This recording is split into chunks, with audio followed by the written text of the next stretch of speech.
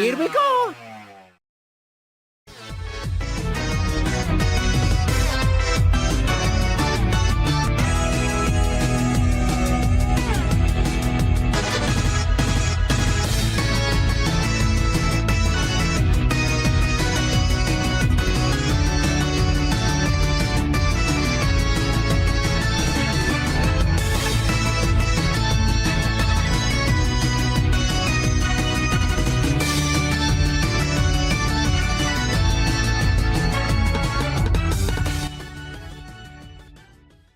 Alright, hi everyone, welcome to the stream. Good evening, I hope you're all feeling good tonight. Welcome to Mario Kart May for the final time of the month.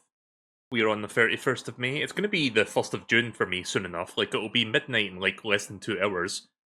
But yeah, I'm going to be streaming for the next several hours, so yeah, we're going to be finishing up Mario Kart 8, and then I will top everything off by doing a couple of tier lists.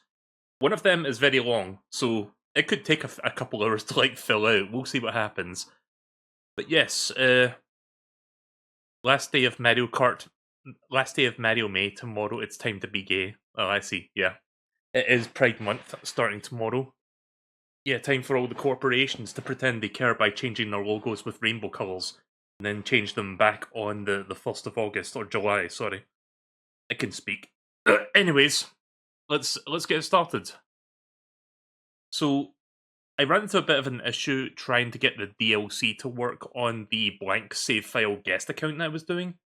And it turns out you cannot, like, if you buy the DLC or, like, you own the DLC for one account, it doesn't get shared across all the accounts on the same system. So I'm gonna have to, like, just play it on the account that it's owned on. So, yeah. I'll have all my cart pieces and stuff at least, but I hope you're fine with that compromise. But yeah, today we're going to be doing the Booster Course Pass stuff, so the last 12 cups of the game, essentially.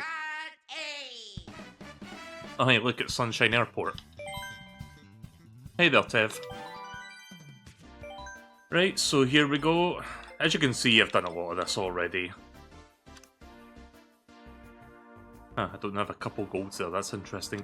But yeah, we'll just pretend we don't have any golds on this save file and we'll just like play as if it didn't happen, so... But yeah, this is the loadout I like. The roller, Yoshi bike, and the cloud glider, so I should be playing a bit better tonight compared to yesterday. So, I assume I go in this order, yeah? I go from left to right, top to bottom? Like, is that the intended order? I'm just gonna assume that's the intended order, so we'll just do that. So, same as usual, just get gold on every cups.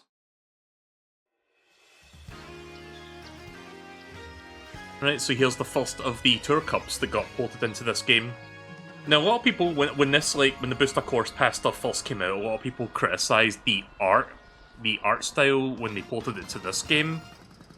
But I honestly don't mind because it still looks relatively presentable. Like, yeah, the bushes look a little bit like a little bit round, but you're not really paying attention to that while you're racing, honestly, to be fair. And you have to keep in mind this is like DLC stuff they're rolling out like every couple months. Like, they had to get these out fast, so obviously they're not gonna spend a lot of time or budget like trying to make these look on parity with like the rest of the game, so I'm perfectly fine with it, frankly.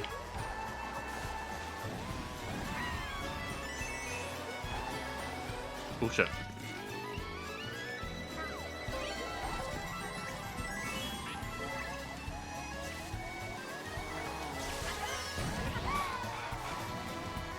Ah, shit. I'm not used to this loadout because I haven't used it in a while. I think I used to use sponge wheels and then I switched to roller at some point. I'll get used to it, it'll take me like a race or two and then we'll be fine.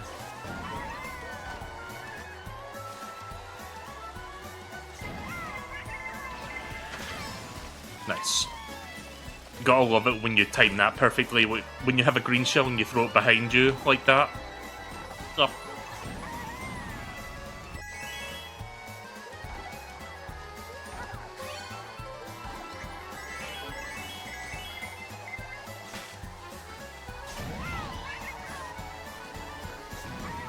Right, I think for the third lap, you actually go backwards. Yeah, you go this way, and then you go backwards. That's the interesting thing with the Tour Cups, like, they change it up a little bit.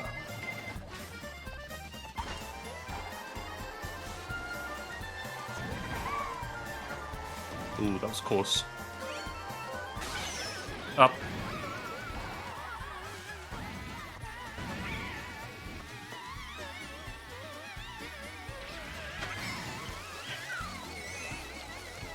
Nice music.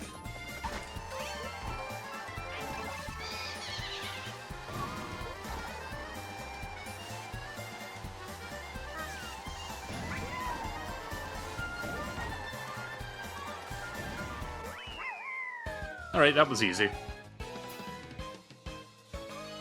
So yeah, I hope you guys are all doing good tonight. Are you looking forward to Mario Kart Worlds? I am. By the way, I've been doing a bit more work on my brand new PNG sprites. They're almost gold now. Like, they've almost gone gold, I mean. I just need a little bit more time to polish them up. And it should be ready for the 4th of June, which is when I'm going to be streaming... Well, the evening... Well, past midnight, when I get my Switch 2 and come back with it that night. But it should still technically be the evening of the 4th of June for most people in America when I stream. So yeah, stay tuned for that. I won't be doing a ton of Mario Kart that night, like I said this already, but I'll be playing maybe like one cup just to get first impressions on it. And then I'll do a proper session like the following day. My main focus that night will be playing Deltarune Chapter 3.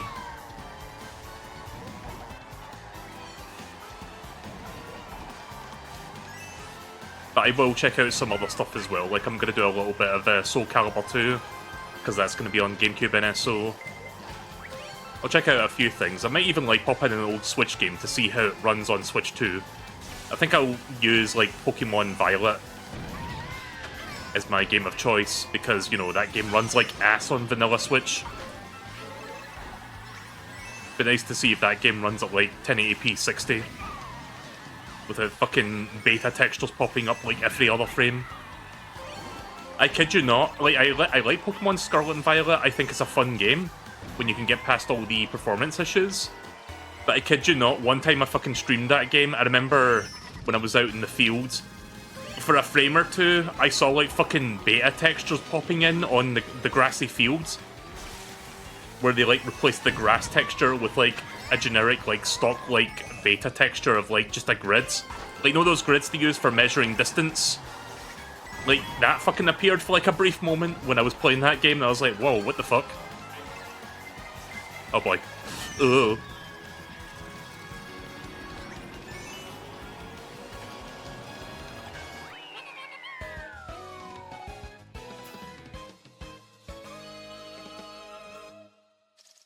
I feel so empty now that Kirby month has ended. It's like, what do I do now? It feels like... Yeah. I need to get around to watching your stuff. I haven't done it yet because I'm still watching one of my friends, Neuro, playing through, like, Kirby games. Like, they're currently going through Star Allies, like, they just started that. I was watching them struggling to complete True Arena and Planet Robobot, but they eventually did it legit, and I was quite happy for them. I don't know if you've done any of the True Arenas in the last, like, in the modern Kirby games, but they can be tough. Like, anyone that tells you that Kirby games are babby games, fucking sit them down and tell them to play True Arena.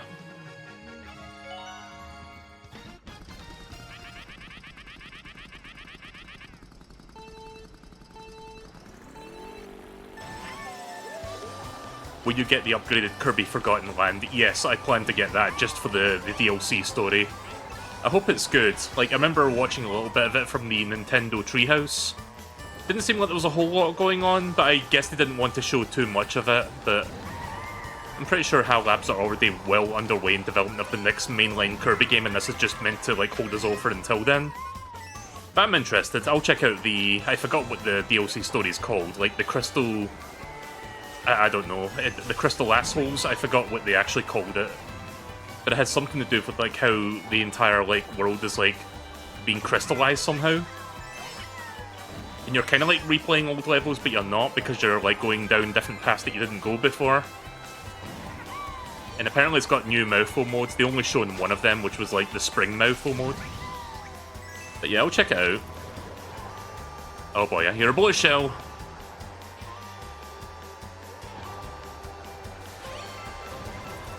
Oh no. Get on the other side. Good.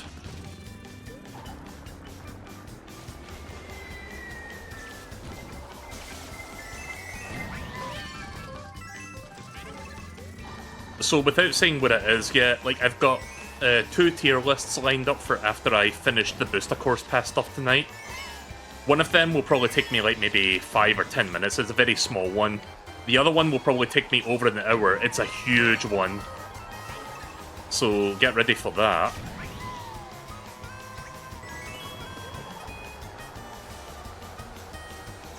I'm not the kind of person that does tier lists all that often on my streams. Like, the only other time I did tier lists recently was, like, Futurama episode tier list.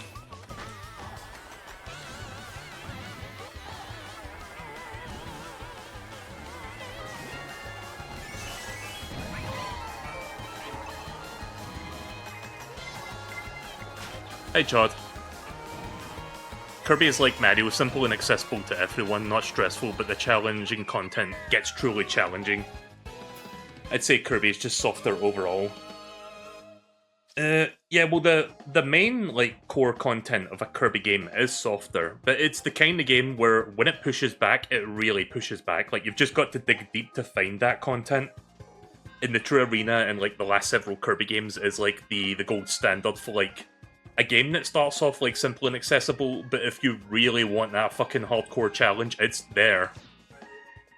And it will not fuck around. But yeah, I don't know if there's going to be any additional, like, arena-adjacent content with that DLC that's coming out for Forgotten Land.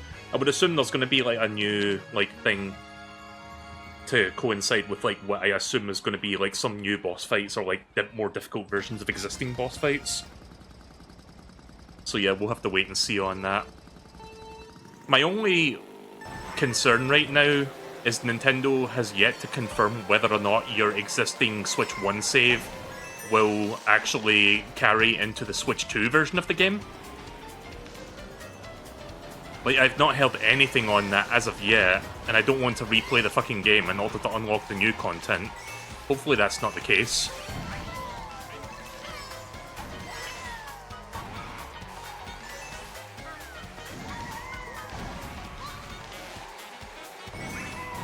But yeah, here's Coconut Mall. As much as the fucking Wii game was giving me PTSD with all the blue shells and shit, I would say this is one of the better tracks in that game. So it's nice to see you can play this on, you know, this game.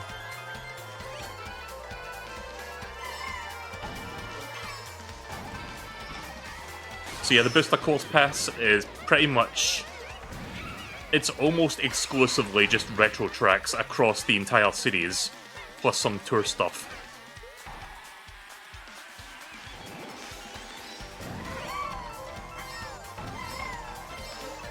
Oh boy. I heard that.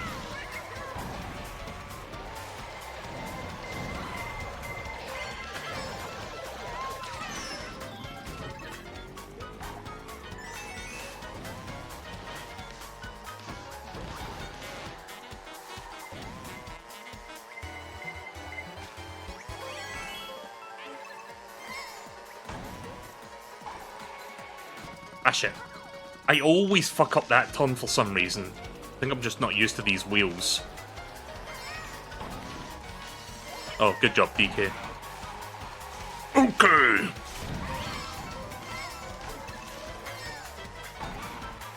I hear another blue shell, but I'm too far ahead to slow down now.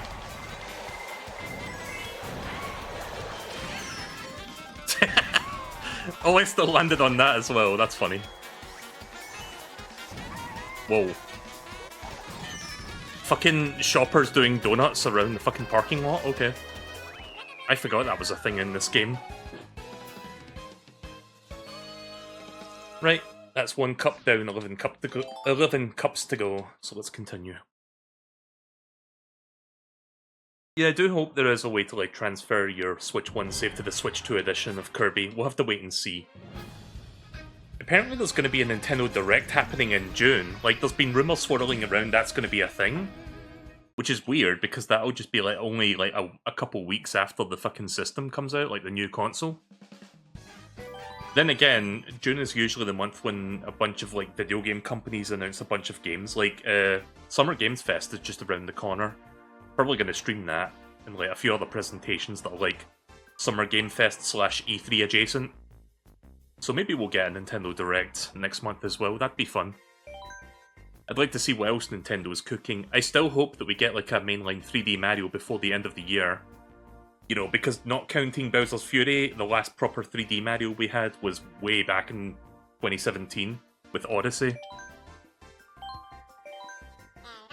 Like, yeah, we got Donkey Kong, which is also pretty cool, but clearly that's not being positioned as their, you know, big holiday game, so I'm thinking there's going to be like a 3D Mario platformer coming out like in the last 2 months of the year. Right, so I'm just going to do top row and then bottom row. Unless... You know, I honestly don't know what order they intend for me to play, but I'll just do top row and then bottom row.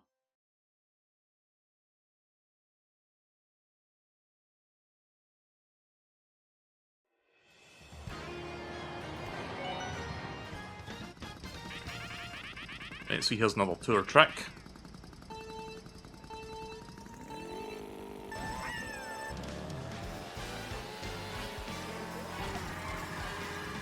That was a Speed Racers moment with DK. What, him like fucking bumping into the wall because he was looking at me? He's going over that cliff! Ah!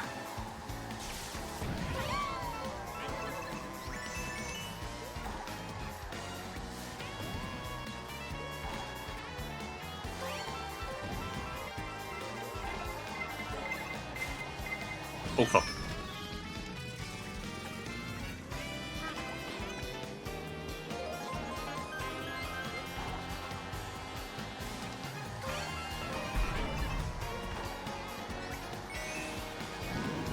Where do we get thwomps here?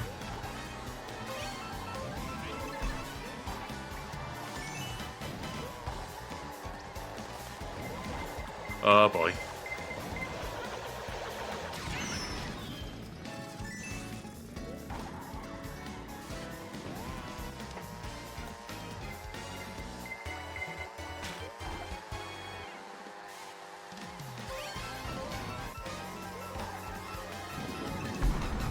Oh, nice.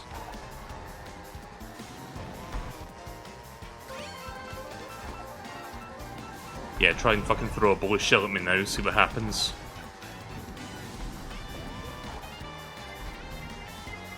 All that.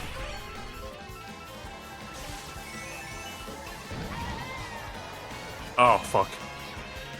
Nah, we're fine, we're fine. We crossed it.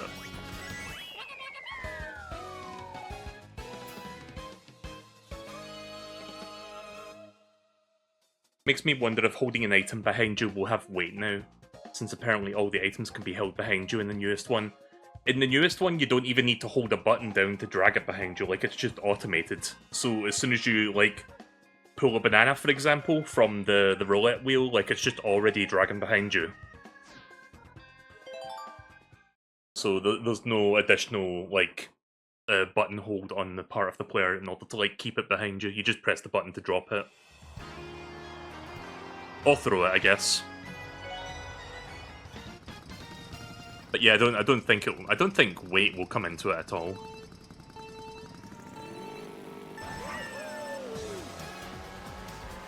Right, so here's a Mario Kart 7 track. Wait, was this Mario Kart 7 or Mario Kart DS? I get those two mixed up sometimes. I think this might be DS.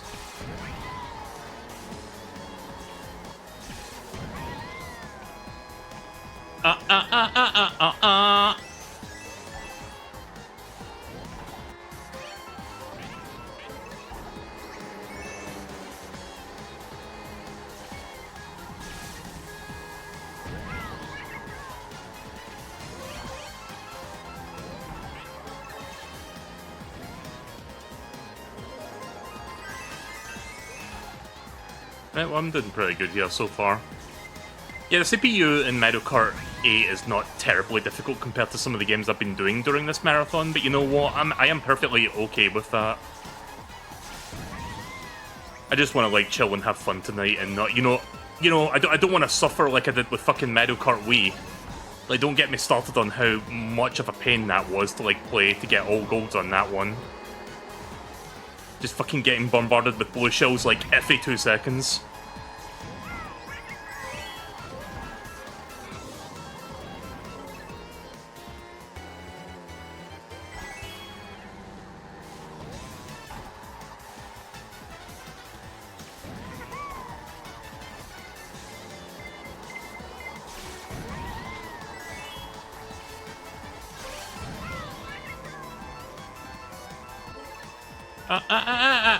Blue shell's coming. Look at the gap between me and second place, though. I think we're pretty good. I think we're pretty set for this one.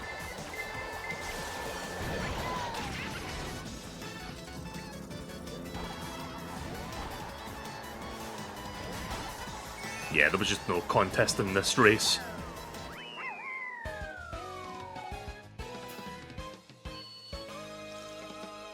This is 150cc, by the way. It doesn't seem like it because I'm actually not doing too bad, but yeah. I was considering doing 200cc, but again, I just want to kind of chill tonight. I don't want to, like, make it too difficult for myself. Right, GBA Sky Garden. Also, hi there, Deej. Kinda wish we had a new take on Double Dash, like an extra mode or a new entry. I mean, as long as it doesn't have the fucking shitty-ass kart physics that game has, I think I'm fine with a Double Dash-esque, like, gameplay mode. Where you have, like, 2 characters and you can, like, swap back and forth with, like, an item each. Like, what I hate about Double Dash, like, hate is a strong word, but the thing that I like the least about Mario Kart Double Dash is just the fucking kart physics in that game, because I feel like it's the most wonkiest-ass thing ever. Oh, I should have used that for the shortcut. Again, the retro tracks in Mario Kart 8, when it's the GBA stuff, like, when it's SNES, it's, you know, extremely fucking flat. But when it's GBA, they add, like, you know, all the fucking depth in the world on them.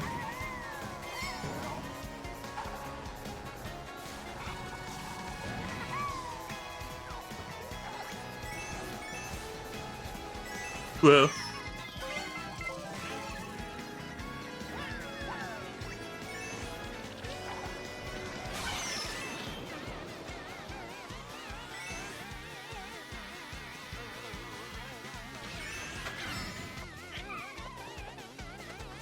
I'm not prone to motion sickness, but 200cc makes me unwell. When I first played 200cc back on the Wii U version of the game, when the first DLC dropped, I was having a lot of... You know, I was having a tough time with it, and I didn't really, you know, think I could get any good at it. But eventually I discovered, like, a technique called brake drifting. And once I figured that out, it was perfectly doable.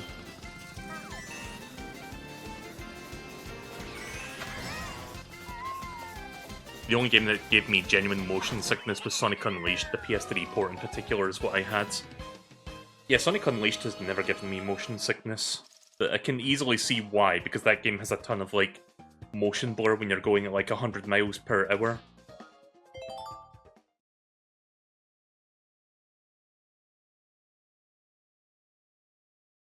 You know, it's been a while since I played Project Unleashed. I should check in and see if they've got, like, any good mods for that game. Because I did consider doing a mod showcase once there was enough good stuff out for it. Hey there, Brandy.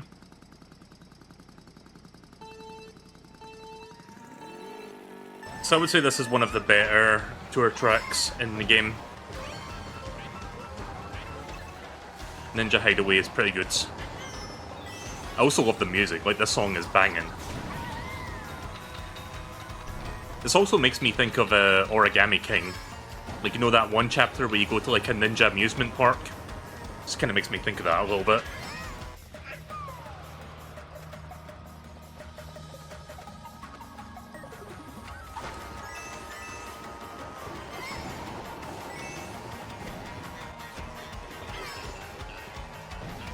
You know, it's been a little while since we had Origami King. Like, we had the Thousand Year Door remake last year. I hope in the next year or two we get, like, the next Paper Mario for the Switch 2. And I hope it's good. I will continue to defend Origami King. Like, I think that's actually a pretty good Paper Mario. Like, obviously it's not... You can't really compare it to, like, the OG 2 games. Or trilogy, but... For what it is, it's easily the best of the modern trilogy of Paper Mario by a country mile. And I will continue to insist that it is. But a lot of people are just quick to dismiss that one because it's like, oh, it's the modern Paper Mario, so therefore not good. I think Origami King has merit, honestly. I say that as somebody who played and gave up on both Sticker Star and Color Splash. But no, Origami King, I played that one all the way to the end and I had a blast doing so.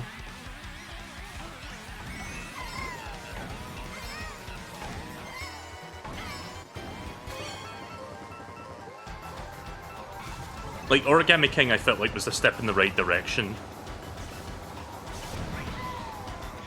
Like, they actually listened to feedback and they tried a few things, and as cheesy as it sounds, I feel like that game has a lot of heart to it as well. I don't know, I think it's a really good game. Right, let's see. Just gonna make sure to stay in first as best I can.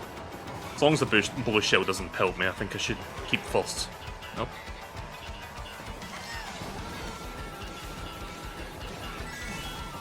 Whoop, okay.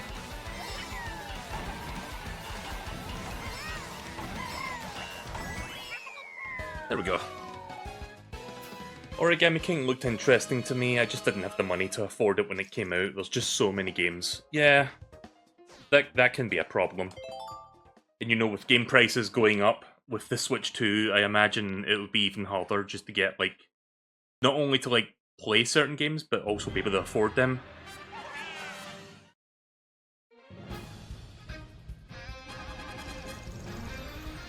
Right, that's the second cup done.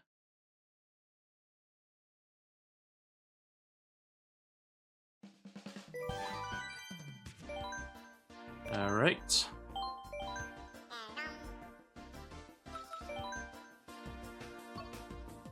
Right, turn up cup. To be honest, I will get a Switch 2, but likely used secondhand. Like, I have mine's, like... I reserved mine's, like, fucking 2 months ago. Like 1 or 2 days after the Nintendo Switch 2 Direct, I went to a local store that sells video games. And I was like, are you taking pre-orders for the system? And they're like, yeah. And I'm like, oh, okay. Well, can I pre-order one then?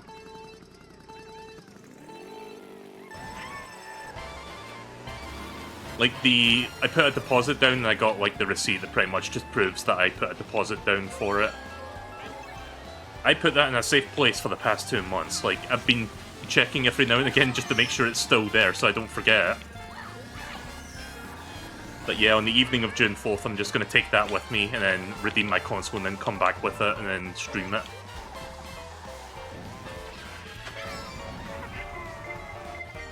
Oh, no! Aww. This kind of looks like New Donk City a little bit.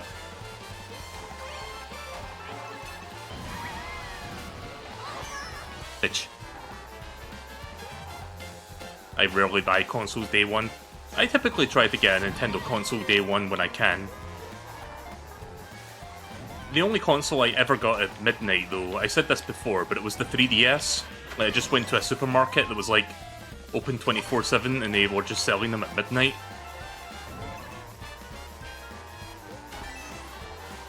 It's a 24-hour supermarket called Tesco. Like, that's where I got my 3DS from.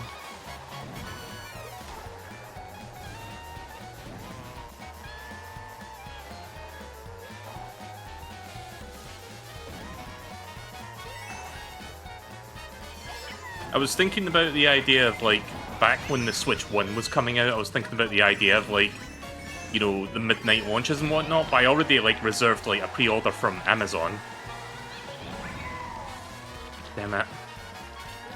Yeah, that didn't get first there.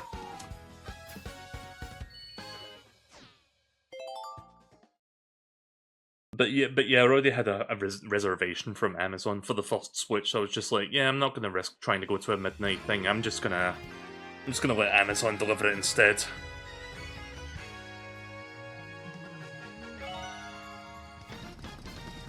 Like, if I tried pre-ordering off Amazon today, I wouldn't be fucking surprised if that fucking console got stolen by somebody who was like, whose job it was to deliver it. And then goes on to fucking scalp it on eBay. I love scalper culture, it's so good. Right, so here's SNES Meadow Circuit 2, I think. 2 or 3, I didn't see the number, but yeah.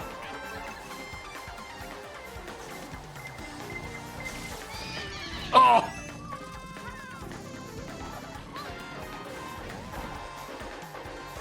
The fucking timing on that boo, by the way, did you see that?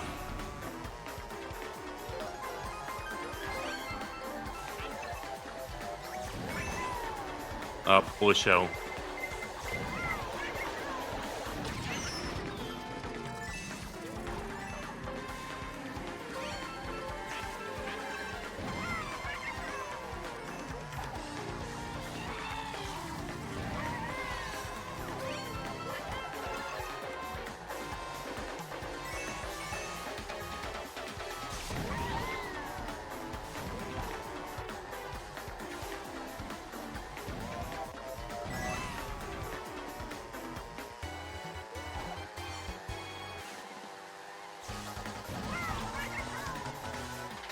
Hopefully a bullet shell doesn't turn up again.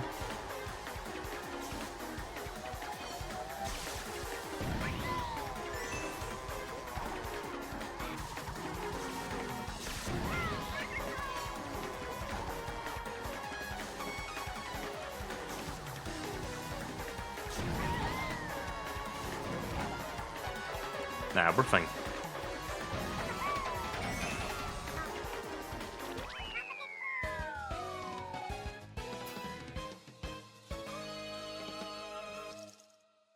Right, back in first again.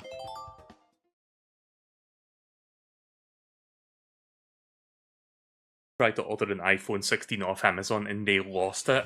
Jesus Christ.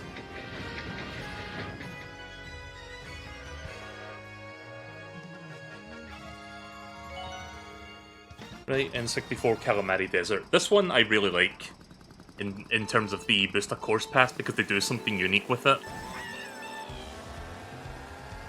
I think they mix it up a bit on the second lap, I believe.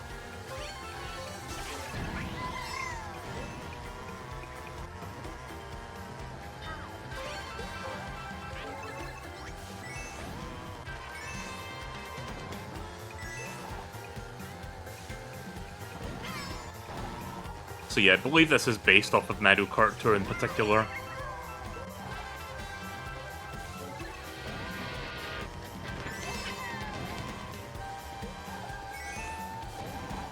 Oh, okay. Slightly dipped my wheels into the Cheeto dust.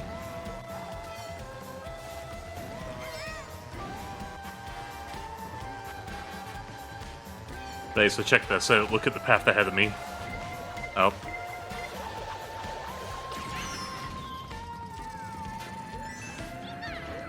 And now we're on the train tracks. Oh. Fuck you.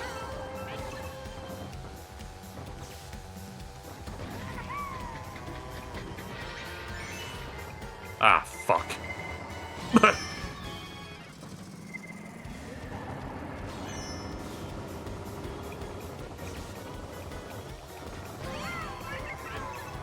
Shit.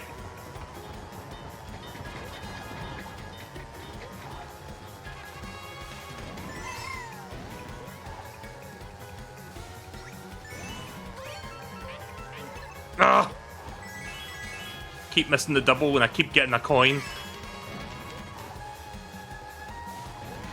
So there's an underlying mechanic in this game in terms of, like, being in first place and having 2 items. So, basically, when you're in first place and you get a single item, there is a chance you can get a coin or like a defensive item, right? But say you roll a coin and then you pick up a second item. If you have a coin in your first thing and you like roll a second item, it's impossible to get 2 coins. Like the game basically does not let you hold 2 coins at any given time. So if you get a double in first place, then you're guaranteed 1 defensive item, because you'll always be guaranteed like 1 item and 1 coin, or you'll just get 2 items if you're lucky. So yeah, that's a little mechanic that I don't know. I don't think that's a very well-known thing, but that is something that Mario Kart 8 does do. So it's always a good idea to grab those doubles when you're in first. Anyway, here's a fan favourite.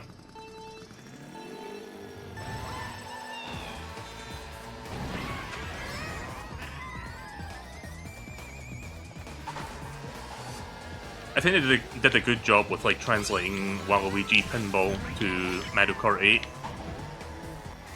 I'm sure a lot of people were very happy to see this one in the Booster Course Pass.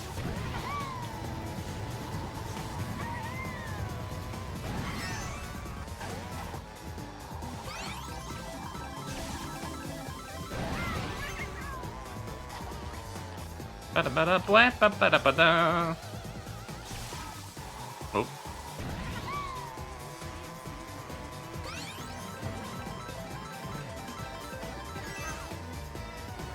Whoa.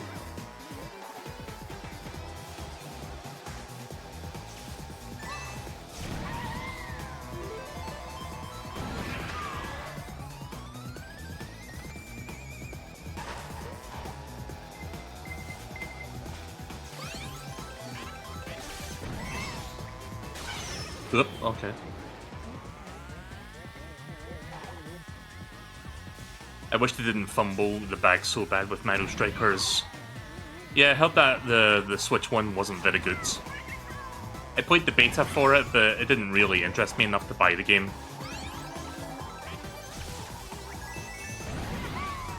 Oh, Jesus.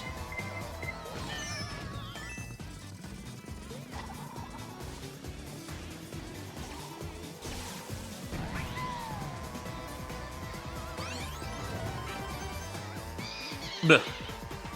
At least I still have this.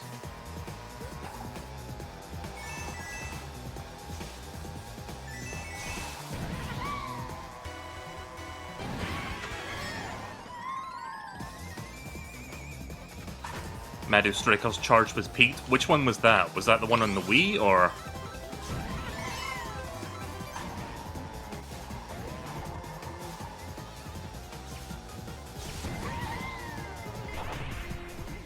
Ah, too soon!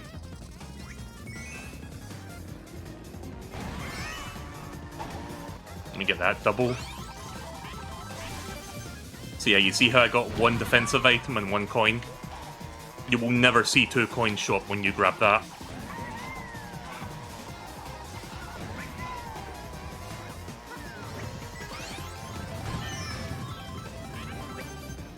Oh wow, that's a very lucky pull.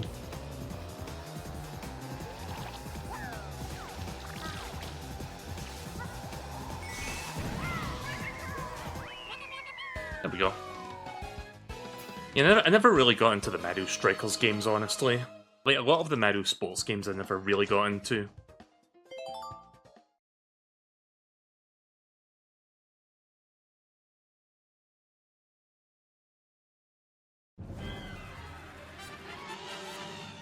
Right, well that's a gold for that as well. Kind of fumbled on the first track, but I kind of made up for it.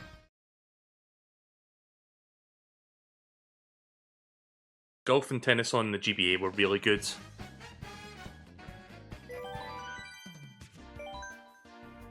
Yeah, both of those games are on NSO Game Boy Color, right? But those are like the RPG ones made by... Oh fuck, what's that company called again? Camelot, right? Right. Both Cup.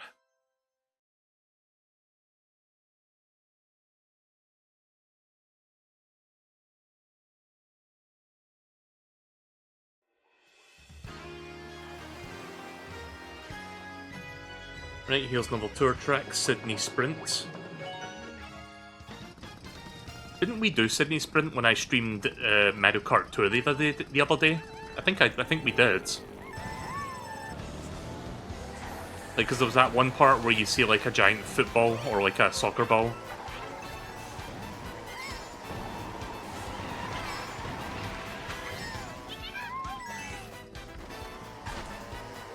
By the way, again, I have to apologize for when I streamed Mario Kart Tour, because for some reason my screen mirroring method just did not work with like landscape mode.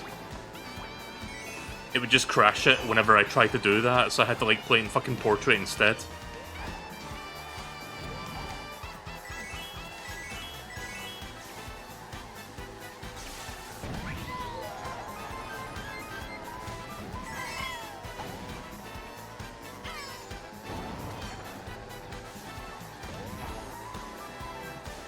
I'm pretty sure 200cc will be in Mario Kart Tour. I think that's just going to be...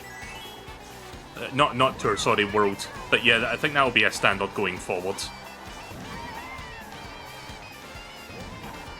I imagine that you'll have 150 to begin with, and then you have to, like, get to Rainbow Road and, like, get your gold on that.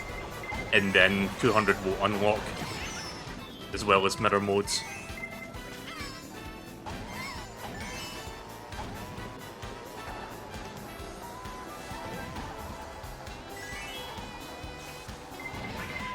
Oh god.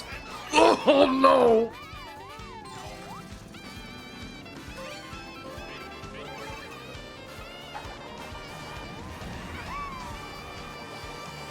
Bastard. Oh, I wanted that.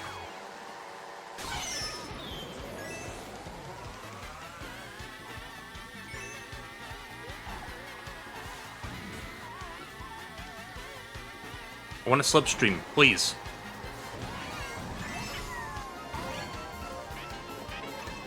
Good. So yeah, if I hold a single coin, then the next item will be a guaranteed defensive item. Or I could just do this.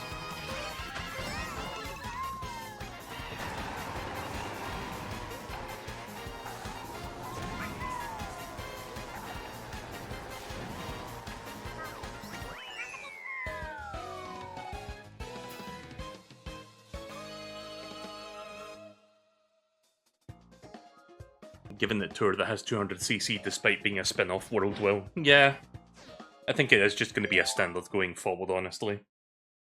It would be weird for Mario Kart 8 to introduce 200cc and then the next mainline installment not having that.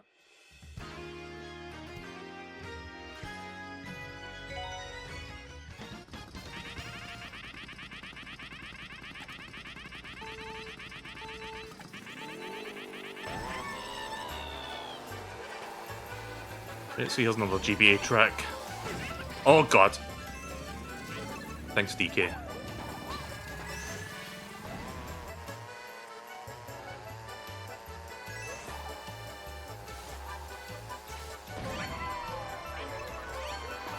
Bugger.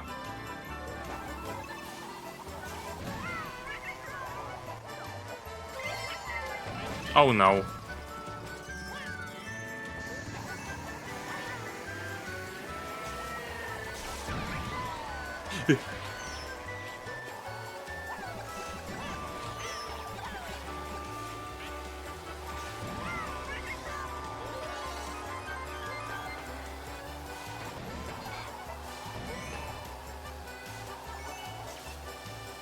Oh, fuck.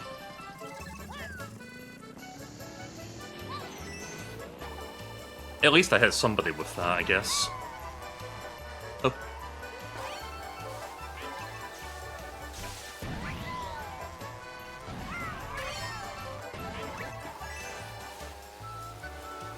You want some bananas, Donkey Kong? I'll give you some bananas.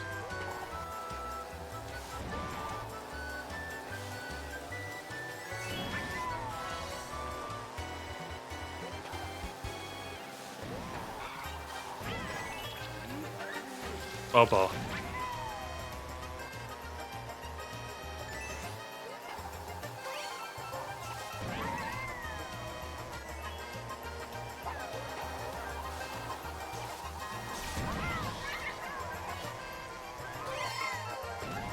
DK is being really persistent right now.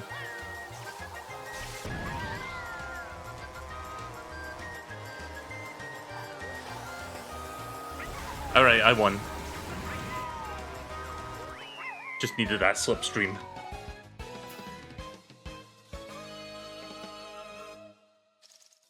Hey there, Koban.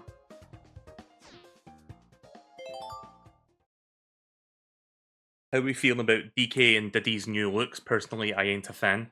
Diddy doesn't look that much different, but Donkey Kong looks radically different, and I am here for it. Like, I really love his new design.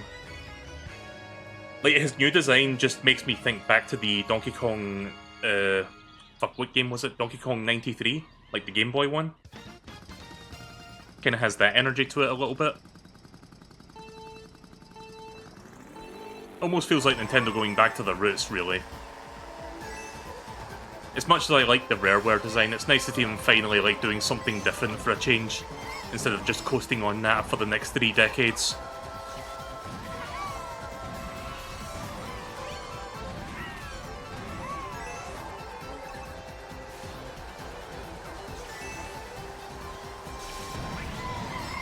I think even Nintendo realized, yeah, Rare has not been a part of Nintendo's company for a long-ass time. It's time to move on.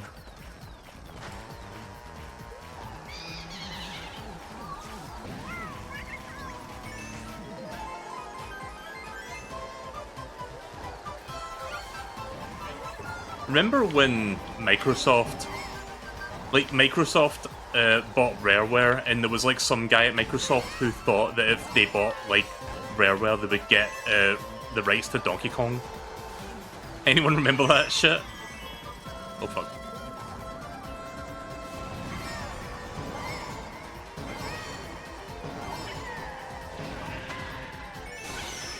Oh.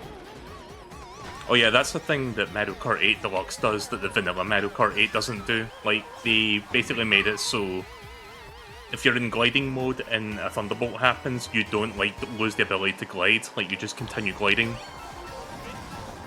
Thank God they did that.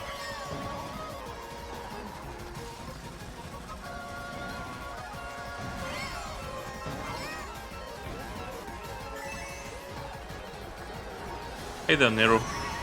Bye, Donkey Kong. Uh-oh. Thought I was gonna fuck that up there because of my approach.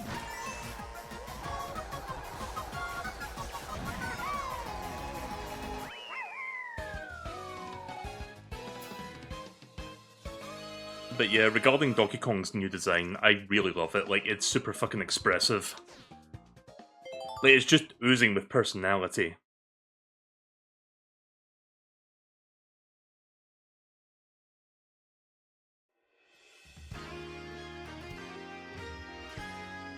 So, is this one from Tour? Because it doesn't say Tour, but it seems to be... Or is this just like a completely new one for Mario Kart 8 only?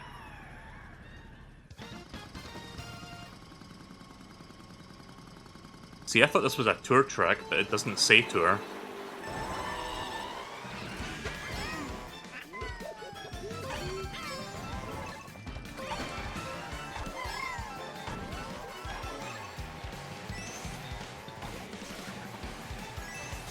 I played this track recently in Mario Kart Wii Deluxe, because they have this track there too, on that modded version of the game. This track is in World. Yeah, I think I remember seeing that.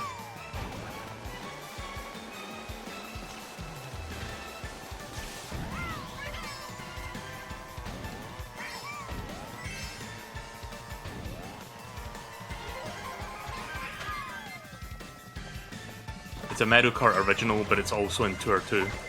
Yeah, that's interesting.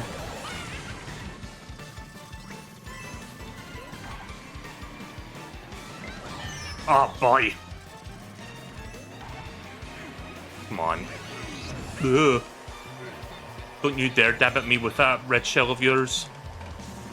Right, give me that. Fuck! Okay.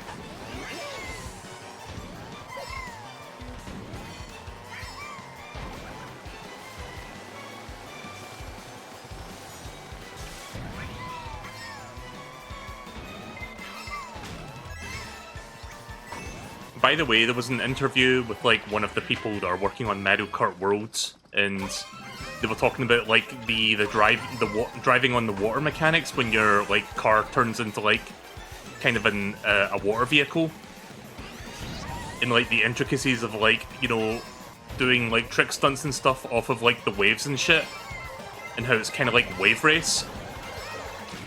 So it's kind of cool to see them like sort of like acknowledge wave race, even if it was through like an interview. But it's nice to see that franchise hasn't been forgotten by Nintendo. I'd like to see a new wave race game, honestly. And at some point, I hope they put Wave Race Blue Storm on the GameCube NSO thing, because I want to play that again.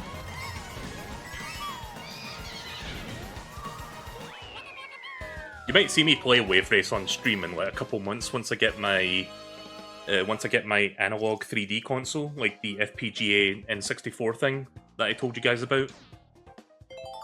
Right, well, that was perfect. Got 60 points on that. Again, that's not really what I'm after, but it's always a nice bonus. I'm just going after the gold trophies, as always.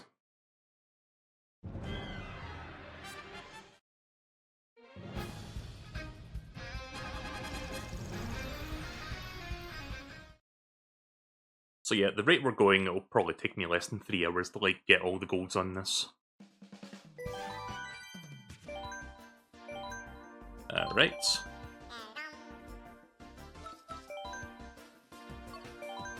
Rock Cup.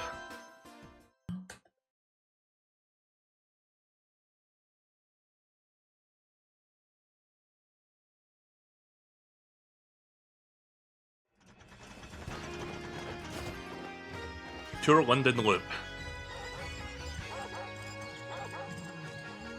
This might have been the one where I saw the giant soccer ball. I forgot which one it was I saw it in.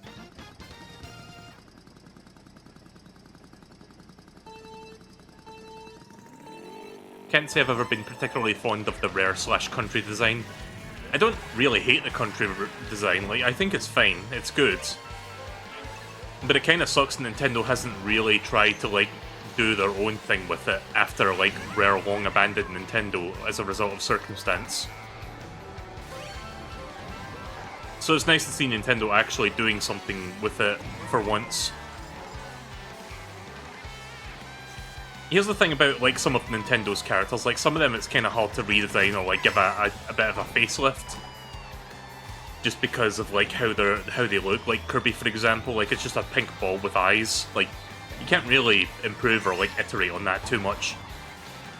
But I feel like Donkey Kong, like, he's had a number of, like, unique designs up until, like, Rare got involved. Oh, fuck. I didn't realize that arrow was there until it was too late.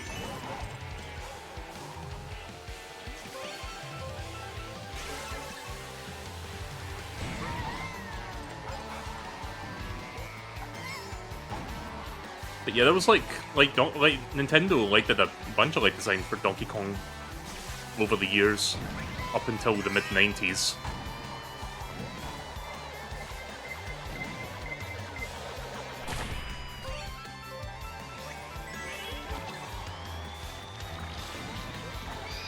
Ugh.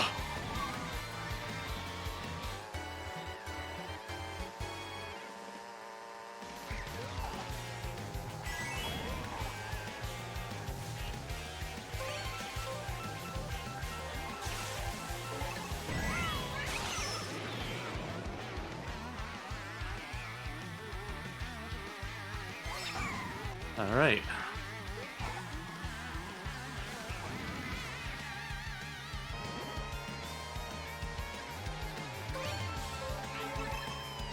Ooh, I got another one. Maybe I should get another. I should try again. Hey, what's this?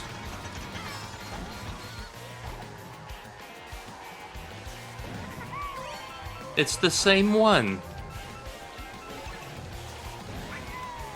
What? This again? This is cool! Sorry, I'll shut up now. I've had the fucking Ryo Hazuki Shenmue, like, gacha voice lines, like, living in my head rent-free lately.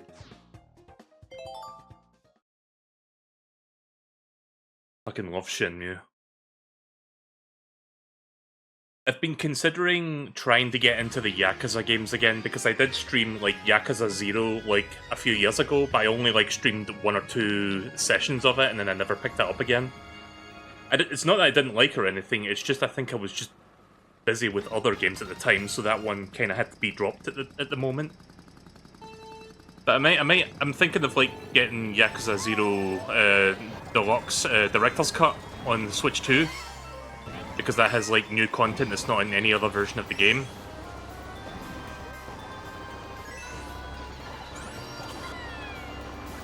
So yeah. Kinda sucks that if I buy the game physical, it's gonna be like a game key card, but it's fine.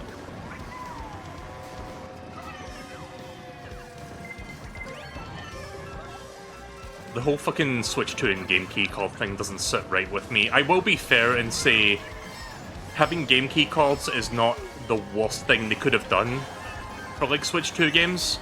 Like the worst thing you can do is like what a lot of Switch 1 third-party games did, where it's like a code in a box. Like you buy a box at retail, you go home, you open it up, and oh, there's a bit of paper inside with the fucking code for the eShop. That's the worst you can do.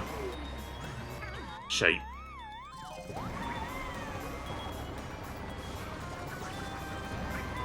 So to some degree, with the game key card, you still can like resell it or like, you know, loan it to a friend or whatever. But you know, once the inevitable like expiry date comes up for those things, then they're just paperweights. I mean, I shouldn't even call them paperweights, they're probably too light for that, but my point is that you can't really do much with a piece of plastic after that point. Whereas if you own like a cartridge where all the game is on it, then, you know, long after the servers have shut down and we suffer COVID 3.0, we would still have the games on a cartridge that we can play in the far-off future. But whatever. My biggest problem with the game key cards is I feel like Nintendo's trying to normalize like getting rid of physical media in the long run. And I don't like that future. But I feel like that future's gonna come for us eventually. It sucks. But yeah, if I can't get all the data on the cartridge itself, then I'm just gonna get the next best thing and just get a game key card of Yakuza 0 instead. Right, here's one of the better tracks from 3DS. From Mario Kart 7.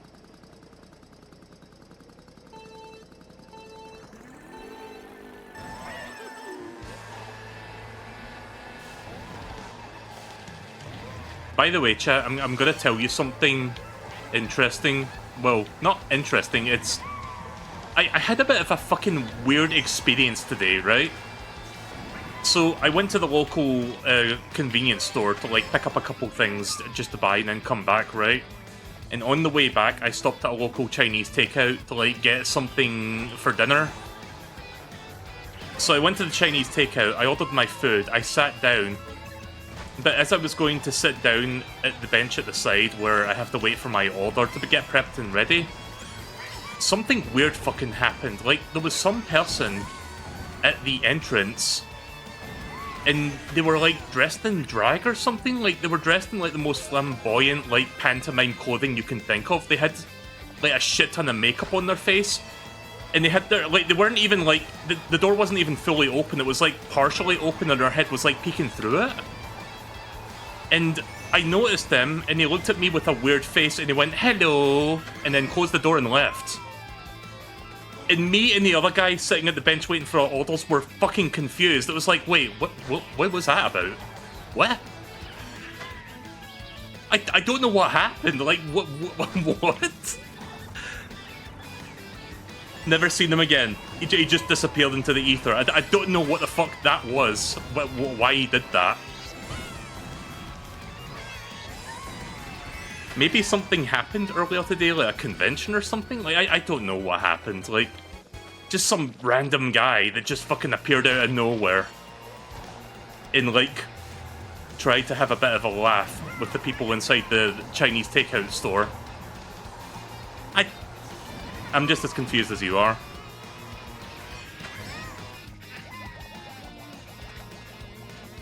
Like, I remember what they were wearing as well. It was like an extremely bright red dress covering their whole body, and they had like a weird like silver shower cap thing covering their heads. I don't know what was going on. Maybe there was like some event or something going on nearby, like a parade or something. I don't know. It confused the fuck out of me. See, when you told me I read the hello message, like Mrs. Doubtfire. Oh my god. Yeah, I thought I was losing my mind for a second because I've never had an encounter like that before. But yeah, the guy sitting next to me was also really fucking confused. The people running the Chinese store didn't see that because when they took my order, they were already going to the the room in the back to like start prepping the order. So it was just me and just this other guy that was already waiting for his Chinese takeout order that witnessed this. And it was just something that happened and just that was it. Like, it just kind of happened and then we moved on.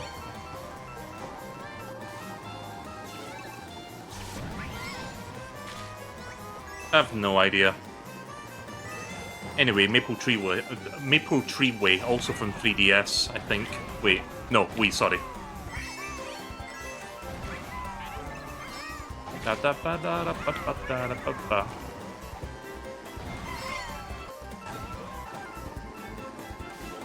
Alright. Yeah, some weird shit happens in Glasgow, honestly.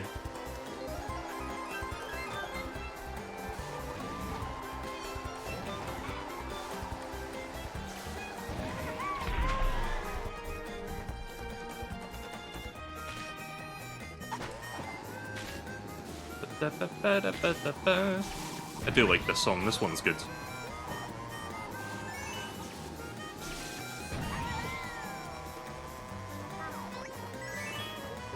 Probably shouldn't have did that, but I want to use my coins.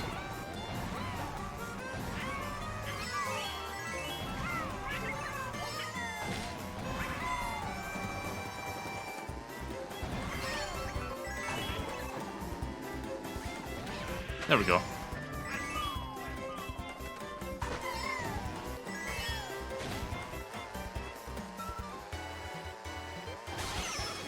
You know, I haven't seen Mrs. Doubtfire in a long fucking ass time.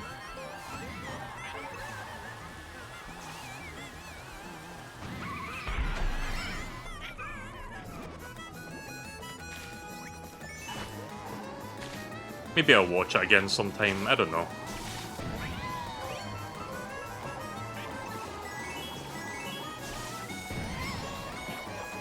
Oh boy. I hear that fucking looming blue shell.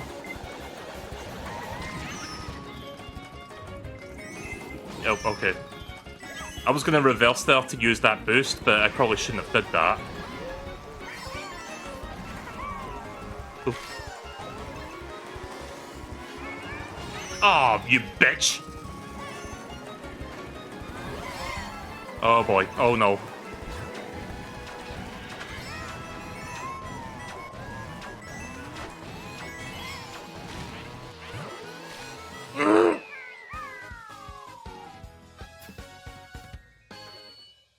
I still won. I could have gone better, but at least I didn't, you know, not get the gold. Okay, right, let's continue.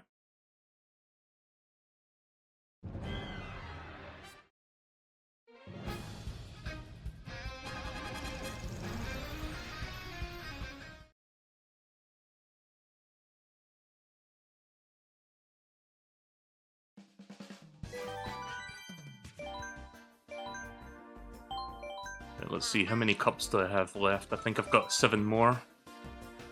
Yeah, I've got 7 more. Moon Cup. So yeah, we're just blazing through these real quick. I hope that none of these I have to, like, retry once. I mean, even if I do, if I just retry it one time, then that's fine, I guess. Again, I probably could have just, like, did the entire set in a single sitting. I grossly overestimated how long it would take me to do all of these. But at the same time, I'm kind of glad that I segmented them into, like, 2 halves. Because after I'm done with this half tonight, I'm going to be doing something else to finish up Mario Kart May. Probably wouldn't have the time to do that if I, like, did everything in one go.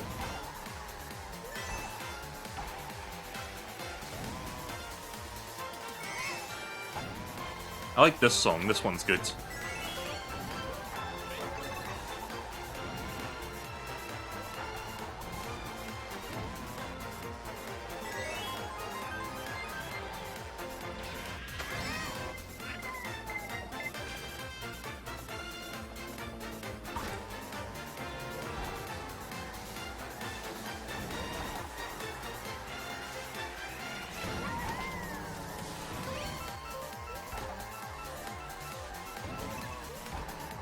I would say this is one of the better tour songs that I've heard.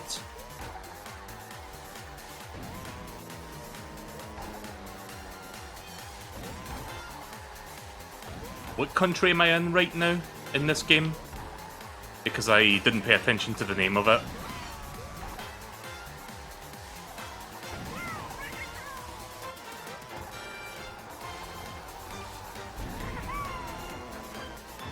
Germany. Ah, Berlin, okay.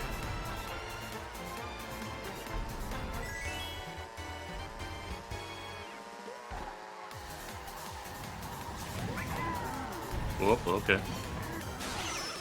I forgot Womps were in this track.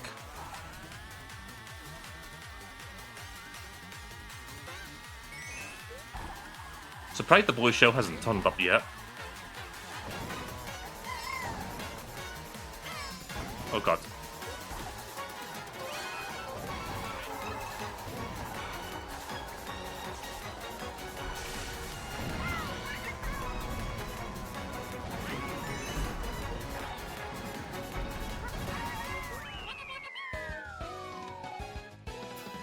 Alright, that was simple enough.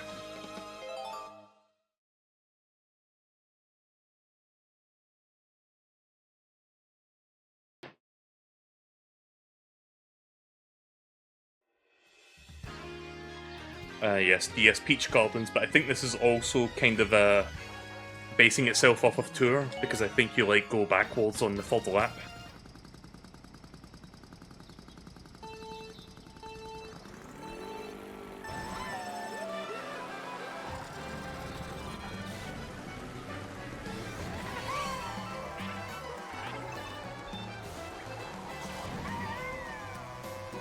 See, I'd say this version of Peach Gardens is translated pretty faithfully.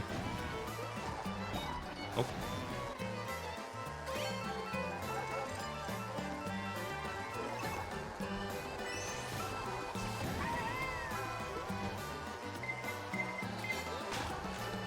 I noticed a neat video recently, like, YouTube recommended me, like, this random video about it was called Mario Kart DS Remastered, and basically what it is, it's like an overhaul mod of Mario Kart 8 Deluxe, where they replace all the tracks with like remastered versions of Mario Kart DS tracks, like every one of them.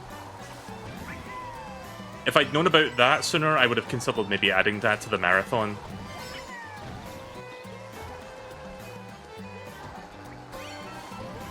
It doesn't remaster the mission mode, it's just the tracks that are in the game.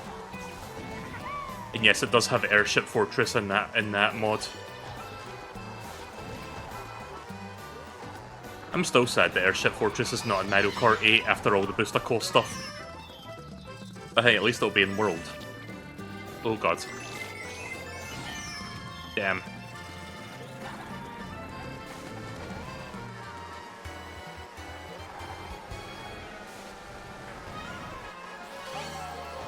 Right, time to go backwards. Oh, okay.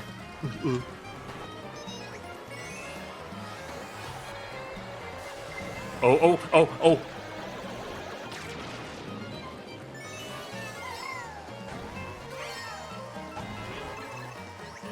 Yeah, it kinda caught me by surprise there.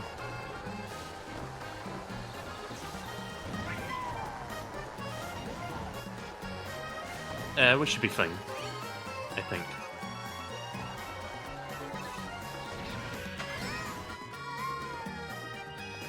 I will say that is pretty cool where you like glide during this part.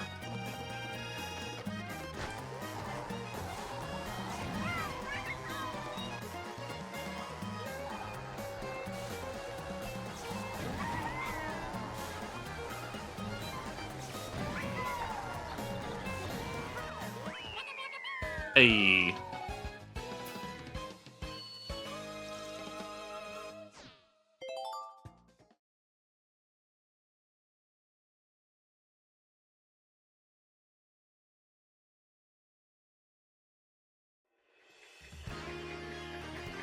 I think this one is Mario Kart 8 specific.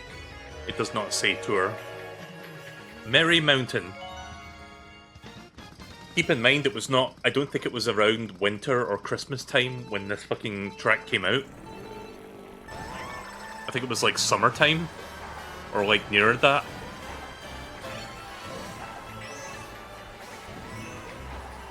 I could be wrong actually, but I remember it. I feel like this was released when it was not in season. Maybe I am forgetting. Fuck you, Shy Guy.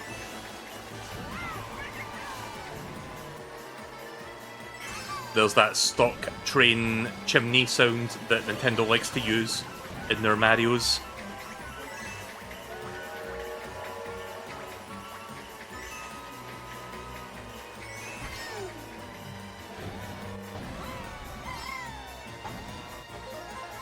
Like, seriously, there's like a number of examples of like modern Mario games where they use that sound effect. Like, I listed some examples yesterday, like Mario Galaxy and Mario 3D Worlds. And I think Captain Toad.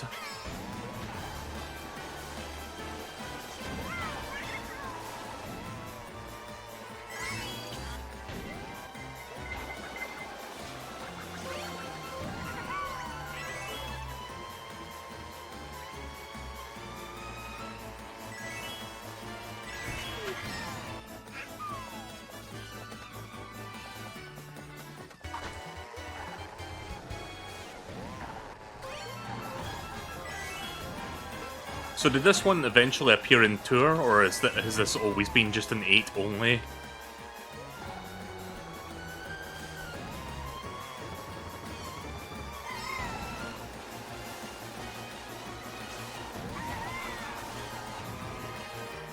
This one's also in Tour.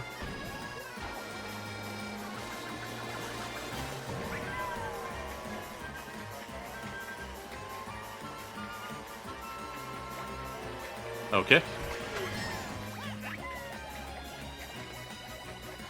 Apparently this was originally from Tour according to the wiki. Yeah, it's weird that the game doesn't mention that. It doesn't have a Tour label on it. Right, one more. Released in Tour in 2028 in 2022. Okay. Thank you for the clarification. By the way, chat, another Rainbow Road. Yes, we have 4 Rainbow Roads in Mario Kart 8 Deluxe now. I will say this is probably one of the better Rainbow Roads of the entire series, so I'm glad to see they included this one.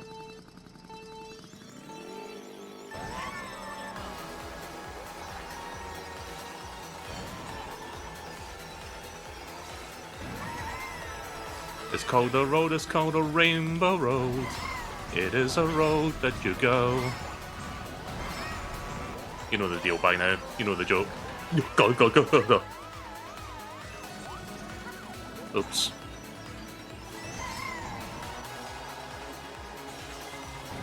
Also, I love the texture they use for the road itself. Looks real nice. No!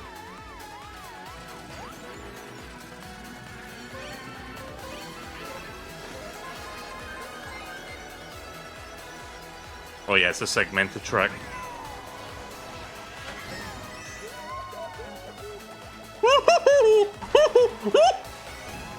Sorry, I fucking love the noises DK makes sometimes in this game. I mean, it's not exactly whoopee, but hey, you know, it's still funny.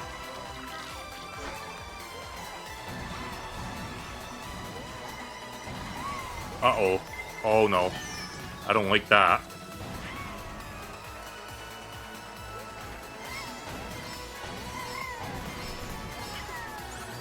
Right, in first place.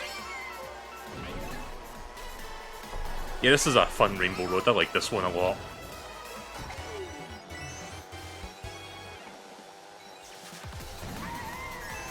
Kinda sucks they didn't add that sound effect when you go on those, like, treadmills there. The conveyor belts. Like the sound effect that they used in Mario Kart 7 when you go on those.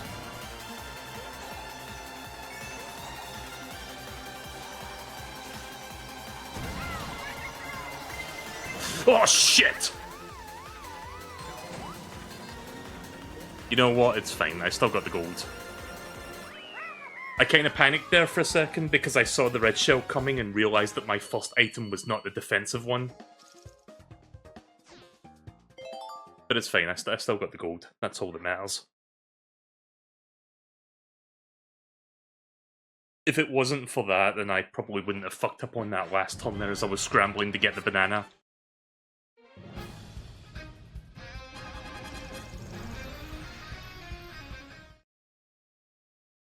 Right, so that's the first half of the booster course passed. Now let's do the second half.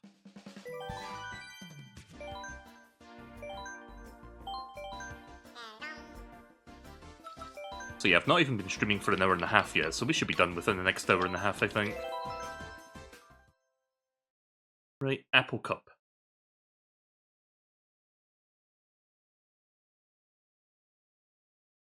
That Rainbow Road was very Mario Galaxy themed. It did seem like it, yeah.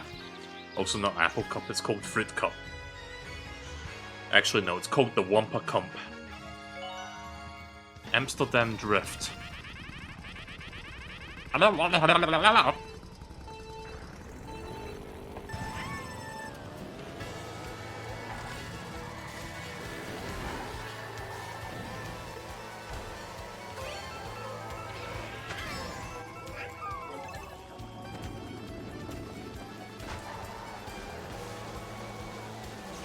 Did Mario Kart Tour ever have a Scotland themed track in it? Because I would have loved to see that.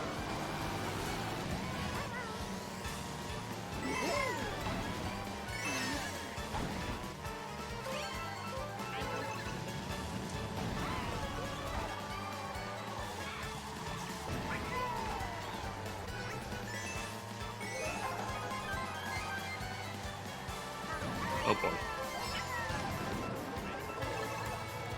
Oh, nice.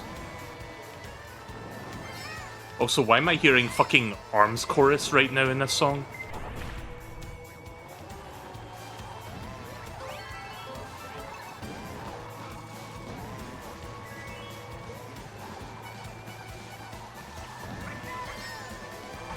Ah, shite.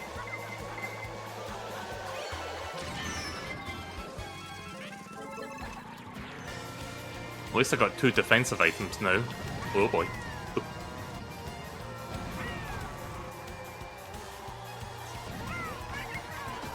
Oh, Jesus. Almost had a fucking head-on collision there with, like, Starman Mario. Oh yeah, the Dutch tulips.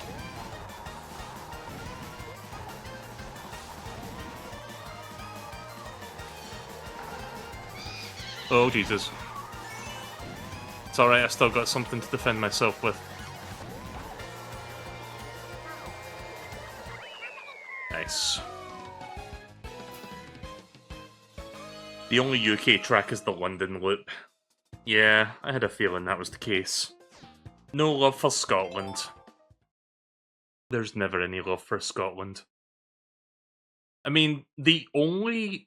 Okay, there's probably a few examples that I'm not thinking of immediately, but the only example of, like, love for Scotland, quote-unquote, that I can think of from a Nintendo game is, like, Super Paper Mario and, like, this, like, one, like, antagonist called O-Chunks, where they give him the most stereotypical Scottish accent possible, and he wears, like, a fucking kilt. Love that guy, by the way. Fucking love O-Chunks.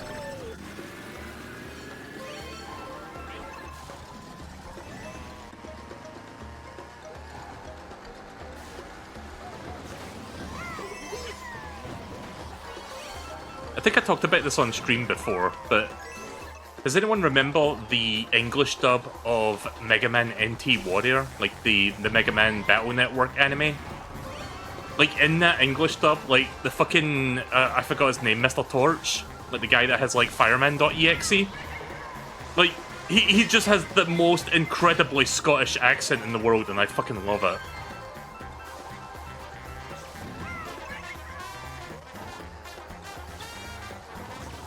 Just the most stereotypical Scottish cartoon accent ever. And he's not like he's not the kind of character that like only has a little bit of screen time. No, he's like, he appears fairly frequently throughout the series.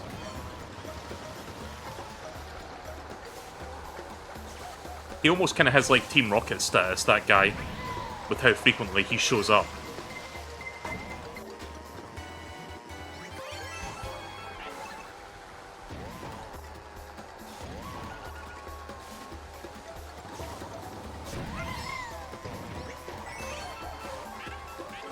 Ah, shit, I should have waited. Popped that coin when I probably really shouldn't have. And I'm gonna get punished for it, great. Nah, it didn't matter. Of course. Yeah, of course that would happen right at the end.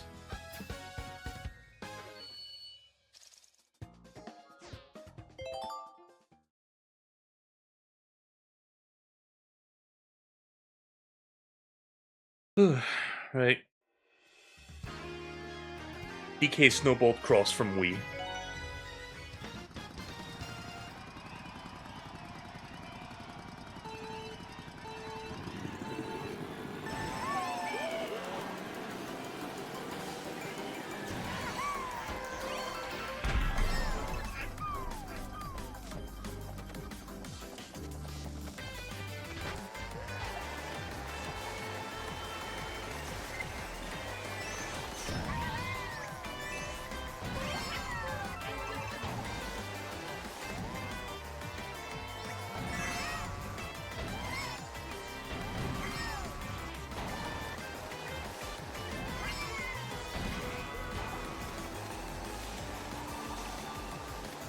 Really like this rendition of the DK Snowball music. Whoa.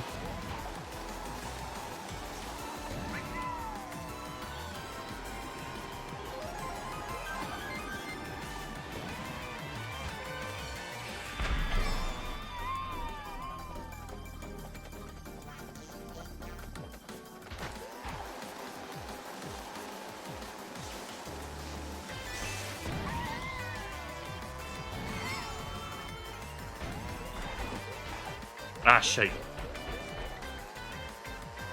Oh god, there's like 3 bullet bills at once. Did you see the minimap there?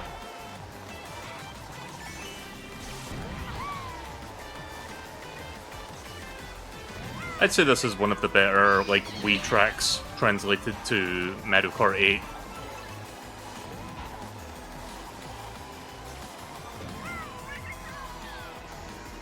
I do like that they programmed in the half-pipe mechanic specifically for this in, like, Maple Treeway. Because that half-pipe thing was more of a Mario Kart Wii thing.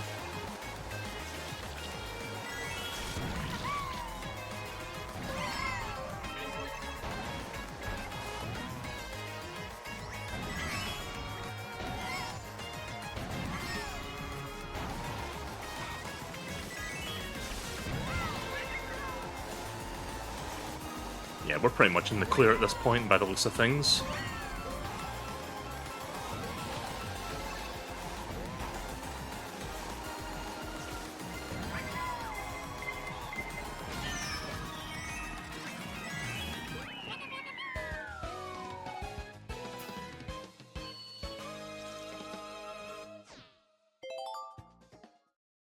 Right, well, I'm all but guaranteed gold at this point. I mean, not exactly guaranteed, just as long as I don't fucking come in, like, 12th, then I should be fine.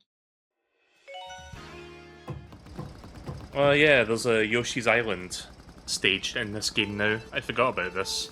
I think this might be specific to 8. I don't think this is in Tour.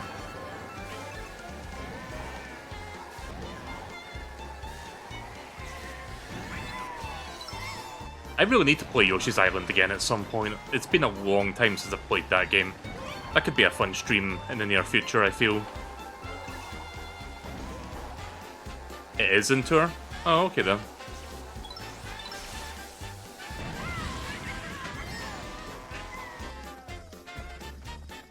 Yeah, this is one of the better tracks in the Booster Course Pass.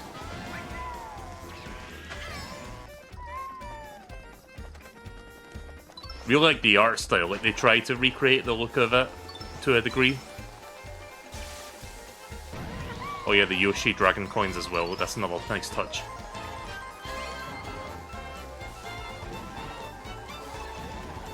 Yeah, easily one of the more appealing tracks in the game. Just a ton of fan service.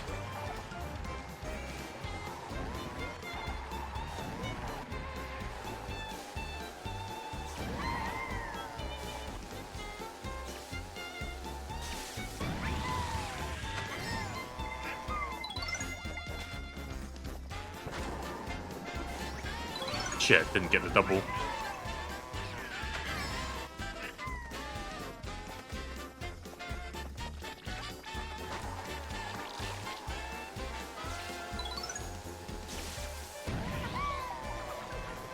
Oh no.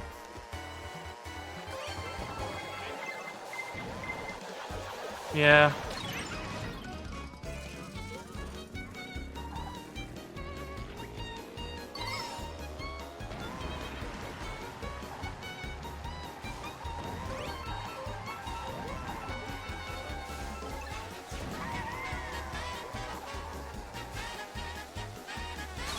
Oh fuck. At least all the banana peels scattered.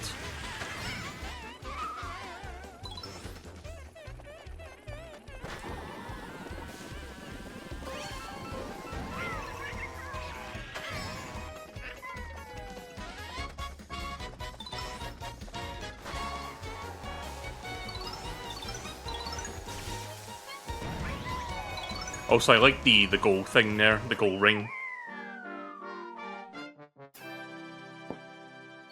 Yeah, I forgot this track was in this game. This is like a good one.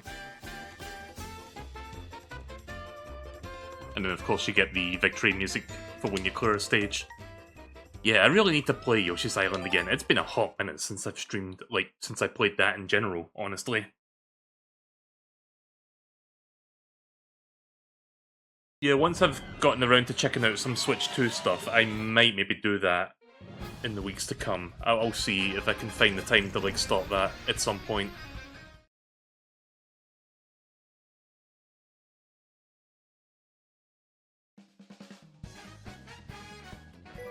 Right. Let's keep on moving.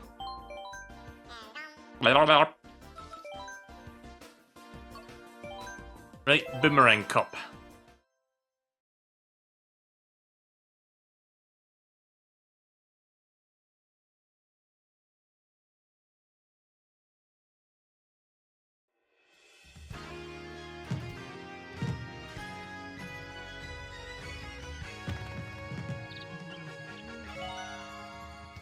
Bangkok Rush.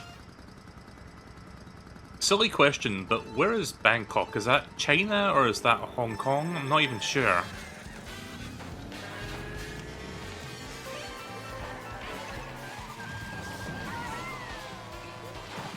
Thailand.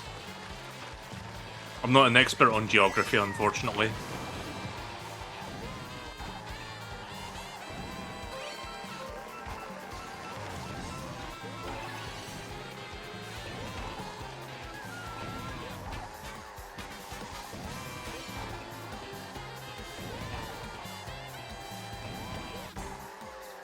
Ah, shit.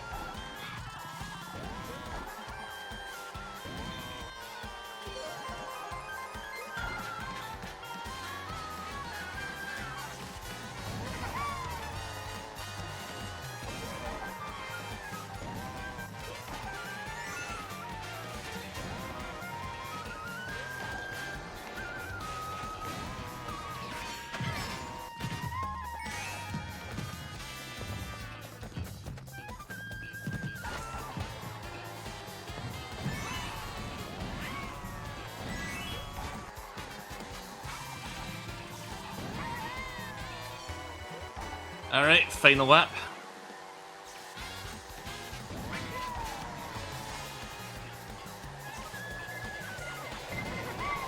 Yeah.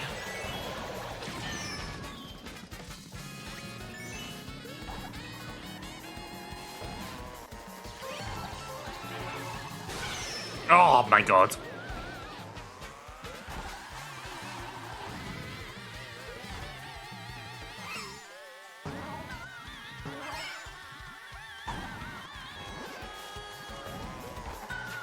Oh, I could have gone up those stairs. I wasn't sure if that was, like, a path or not, but I saw, like, blocks up there. Question mark blocks.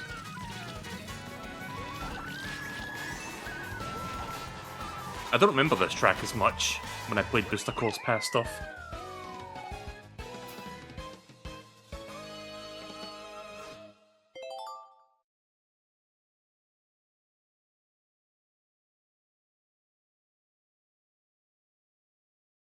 It's always the capitals. China's would be Beijing, and Hong Kong would be Hong Kong.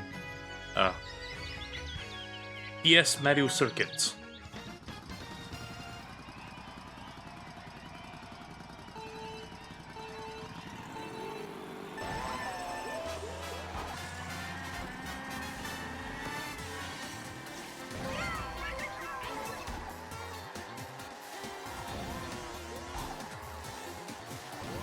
Yeah, I forgot this was in this game.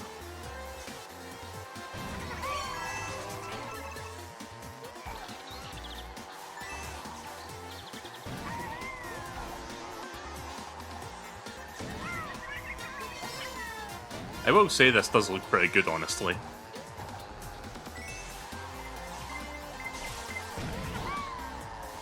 Very nice visual improvement over the original track. And it does fit with the Mario Kart 8 aesthetic.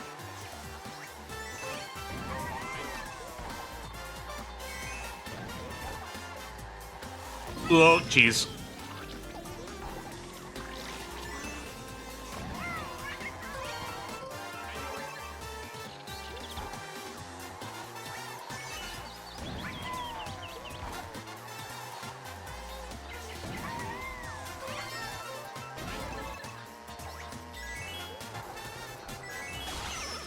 Ugh.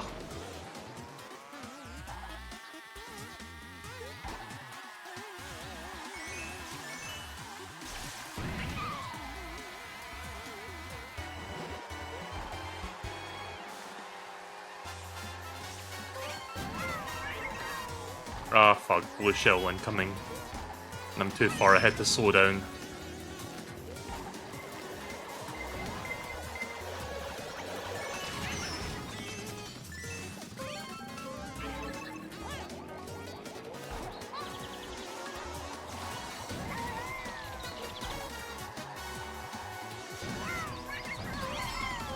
Oh. Now we're fine. That was my fault. Oh, what am I doing? Good job, Mel.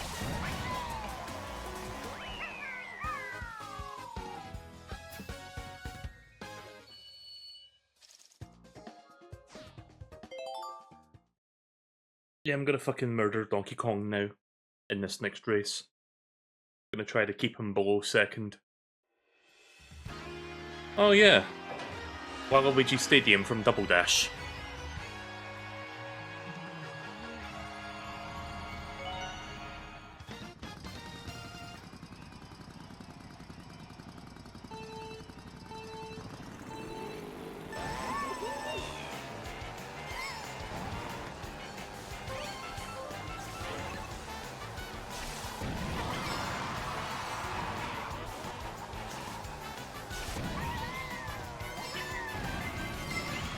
Waluigi Pinball is the better stage.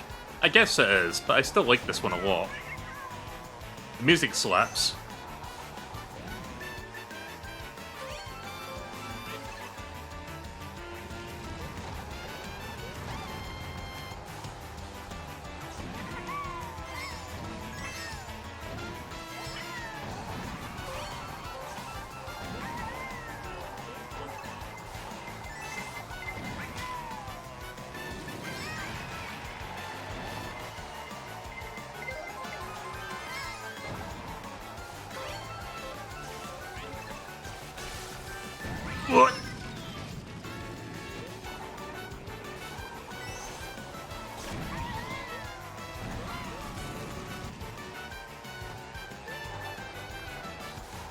Don't have a lot of coins.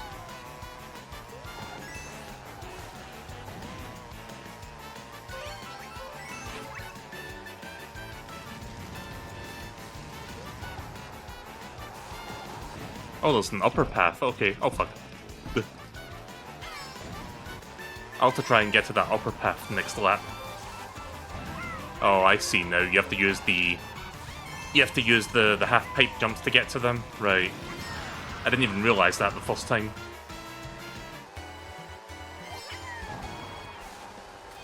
Now, let's see if I can try get to those upper paths this time around, now that I know about that.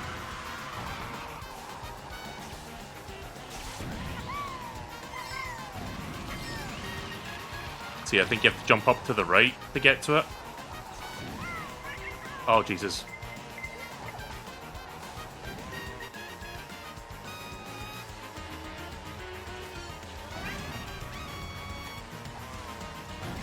Fuck, I missed it. I can get this one, I think. Ah! Stop.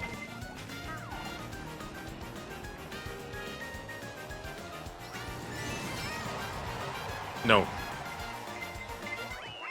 Yeah, sorry I couldn't show you those other paths there. I didn't even realise the first time going through that.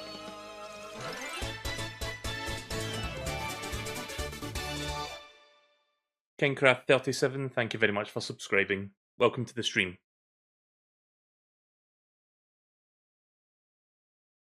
I wonder if I should update that announcement notification. I've used that one for a while. Right, Singapore, last one for this cup. I think if I come in second and Donkey Kong comes in first, I still get gold if we tie up.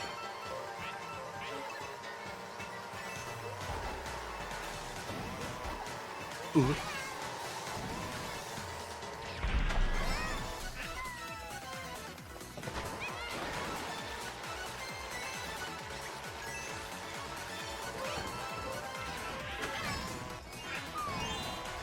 Oh yeah, this is the one with the giant soccer ball, isn't it?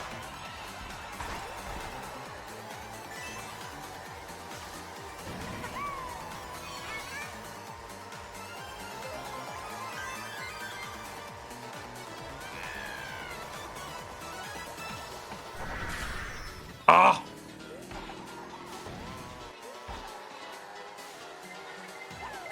Ah, no. Okay. I am surprised that hit him.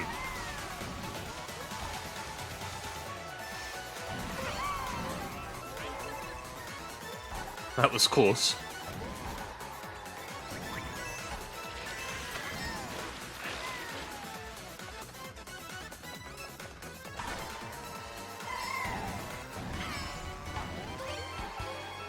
Right, here we go.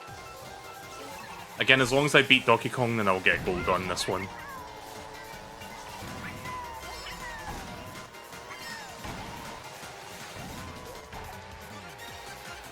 Blue shell incoming. Lovely. Oh, lucky to move me forward. Thank you. Ah, not enough momentum. Guess we're taking the low path then.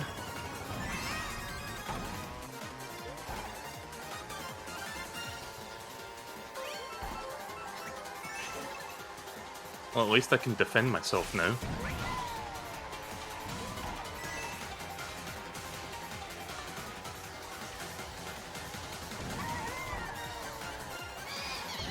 Never mind, but we're good.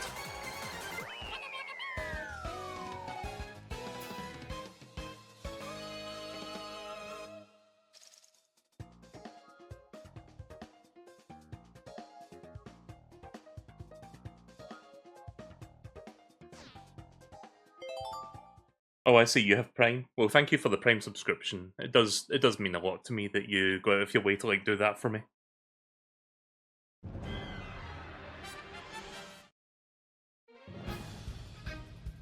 Right, well there you go, I got gold for that one as well. I think we've got like 4 cups left, so we're almost there. 4 cups left, and then we will be doing that tier list at the end.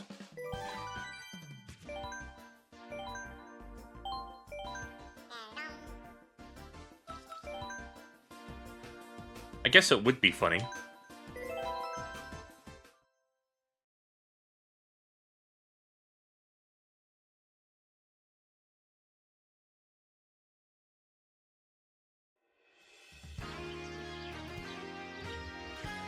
Athens Dash, I think I remember this one. Ancient Greece.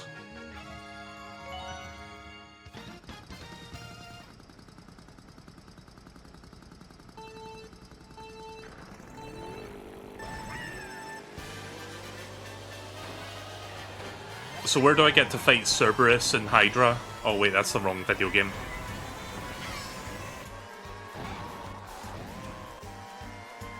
Get on the Hydra's back!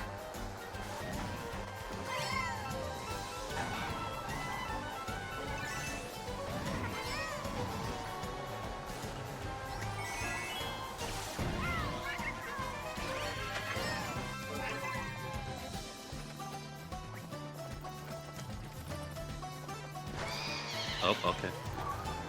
I'll take an extra item then. Oh fuck. Forgot to drag my banana peel behind me. I like the music for this one. Very fitting for the theming of this one. Very fitting for the theming of the track, I should say. Oh fuck.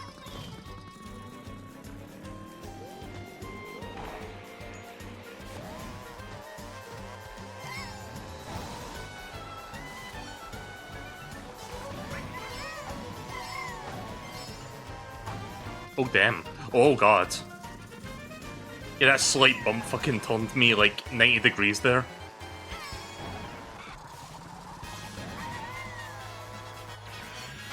I'm just gonna hold on to these 2 banana peels.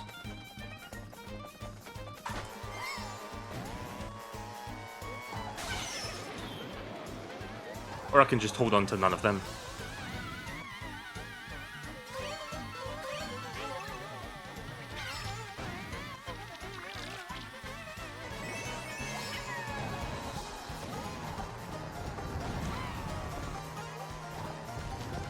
So, random topic of discussion, but how about that there Lilo and Stitch live-action remake movie? I've been hearing some interesting things about that. And how the movie completely throws away the whole point of the fucking story. And, like, the theming behind it.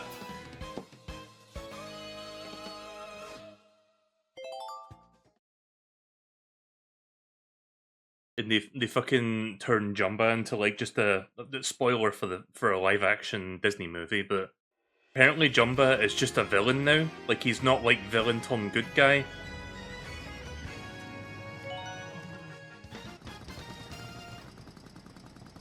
So that's fun.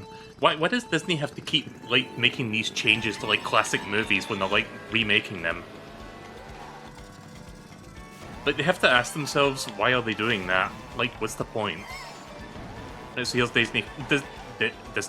Here's Daisy Cruiser, sorry, from Double Dash. Yeah, I think the reason Jumbo become, like, I can't say his name, Jumbo, the reason he's a villain now is because Gantu's just not there anymore, so they needed someone to fill that slot. Disney Cruiser. Yeah.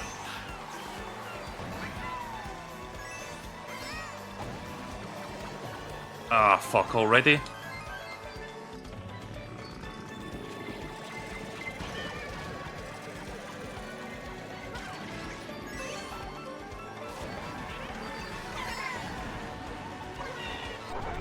Oh!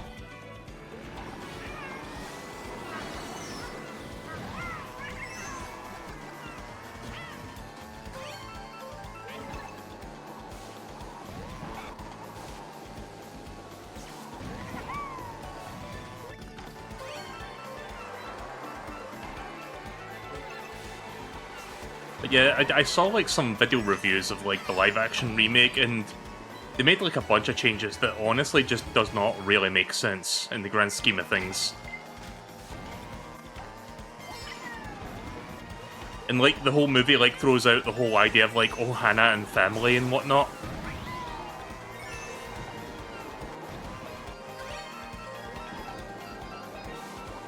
Like, I really don't get why Disney continues to make live-action remakes of their old movies. Like, I know why they do it. They do it for money. But they can't even, like, fucking get the execution down, like, 9 out of 10 times.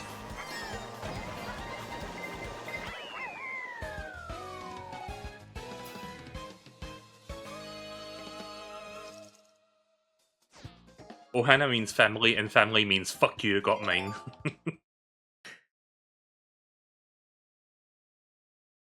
You know what's funny about the whole live-action Lilo and Stitch thing? Like, fucking... in the months leading up to the remake's release, I knew some people who were, like, kind of looking forward to it, like, they thought it was going to be good. But now I was, like, very skeptical of it, especially after what happened with Snow White. Like, I heard all the shit that went down with that fucking movie. And yeah, just, it continues to just be this thing that Disney just does not know how to do right. The live-action remakes. So this is from MeleeKirby 7, right? I wasn't looking at the title, but I think this is the MeleeKirby 7 track. Moonview Highway, yeah, this is MeleeKirby 7.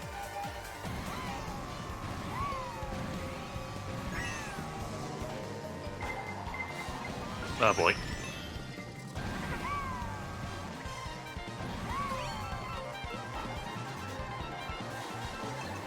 Come back here, Isabel.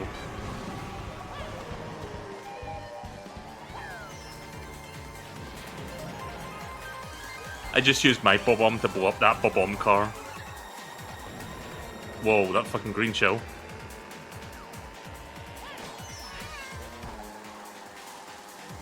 Whoa.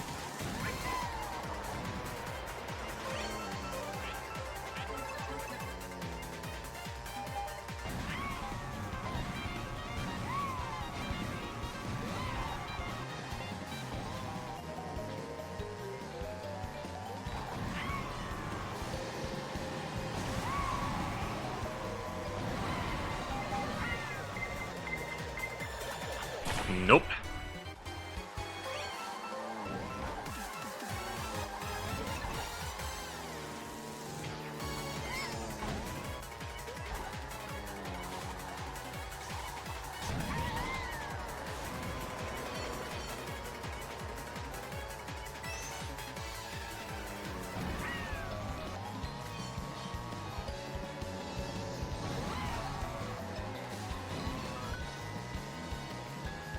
I do like how the music dynamic really changes in this one, depending on where you are. I like track songs that do that.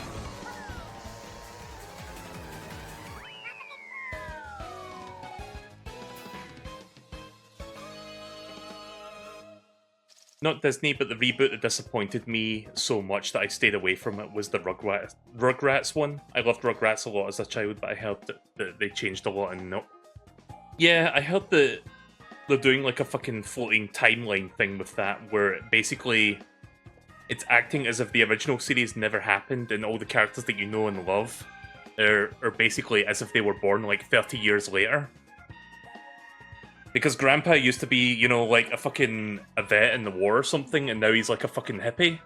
And it's like, wait, what? No, he was never that. What do you mean?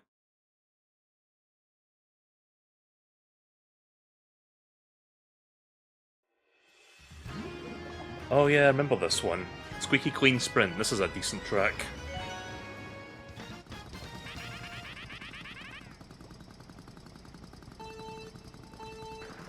Aging Susie down to be the same age as the babies instead of Angelica messes up with the character dynamics a lot. Yeah, I could see that being a problem. But I need to watch Rugrats again. Like, I remember watching that as a kid. Like, that was one of the better Nicktoons.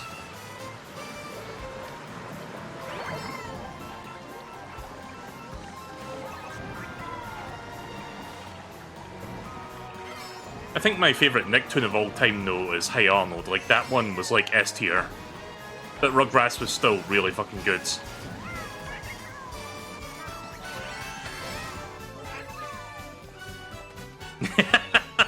Would you make a chocolate pudding at 4 o'clock in the morning? Maybe if I've lost control of my life a little bit, yeah.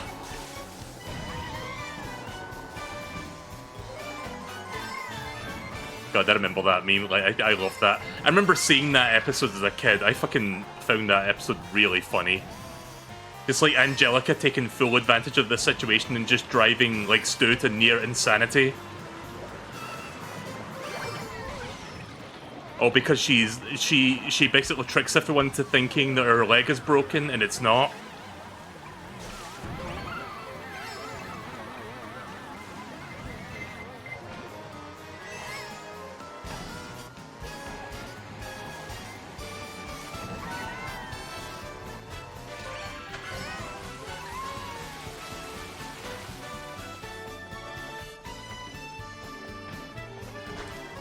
I'll try and go to that higher path on the bubble lap.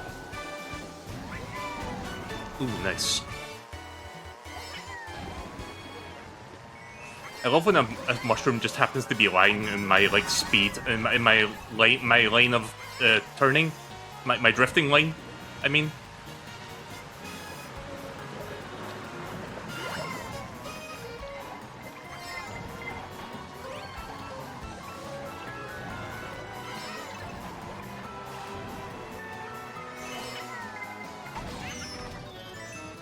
Oops.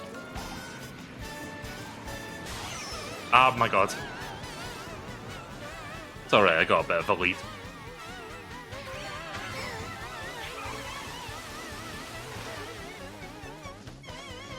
There we go.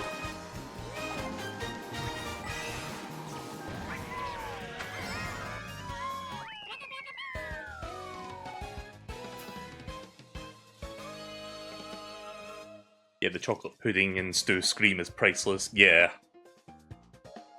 I had Nicktoons Racing on the PS1 as a child. I never heard of SpongeBob until I got that game because it wasn't dubbed here and honestly didn't see it on TV until like a year or two later. I always played with Rugrats characters or with Eliza Thornberry. There was another episode of Rugrats that was very memorable to me in the small handful of episodes that I watched as a kid when it was on like reruns or like in syndication.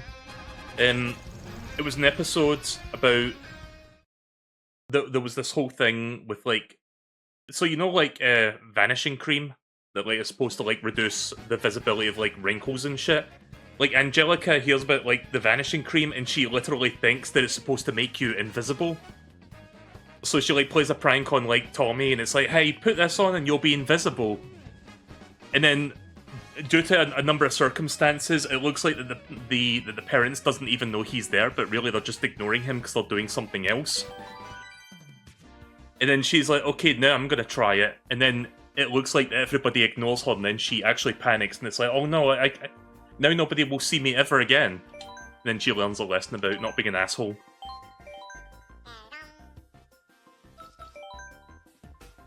Right, okay then. Cherry Cup. Another good episode is the one with there's like a baby therapist called Dr. Lipschitz. And no, I'm not even kidding, that's actually his name. I think it's like a German name.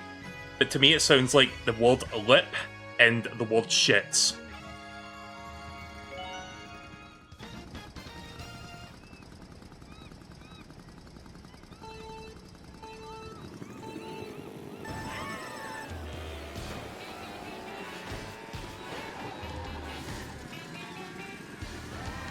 I think he had like a German accent as well in the English dub. But yeah, it was like a baby therapist or like a baby expert or something. Or baby psychology expert, something like that.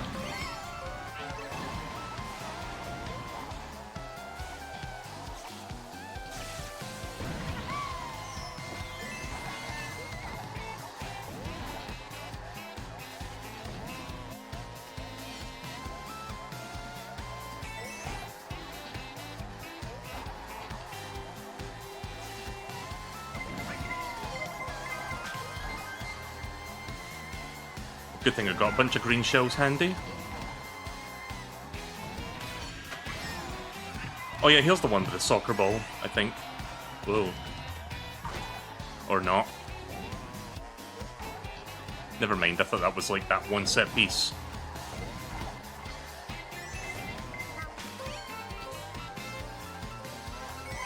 Oh my god. And a fucking blue shell. Yep.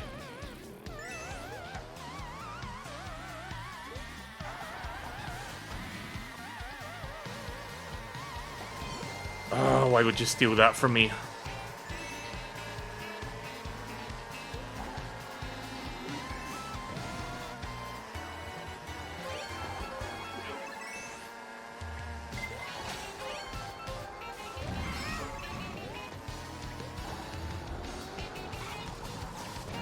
Don't you dare throw that in my face.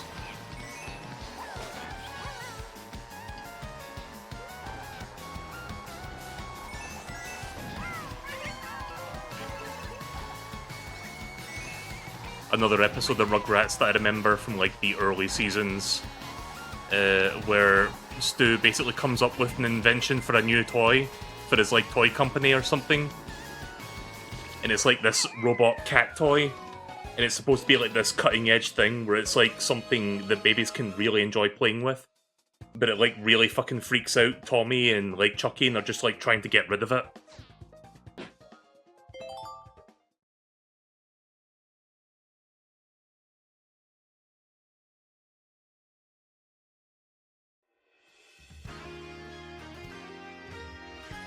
Sunset Wilds from GBA. Unfortunately, this version of Sunset Wilds was censored. They got rid of the wigwams and the little shy guys with headdresses, which I thought was kind of cute, but for some fucking reason, they got rid of that. Culture appropriation, I guess? I don't know. I mean, they did something similar with Smash Bros. Ultimate, when they censored one of Mr. Game & Watch's attacks. Because, oh no, you can't do that anymore, because reasons. Like, now it's just generic, like, Explorer tents. It's like, that's not as cool.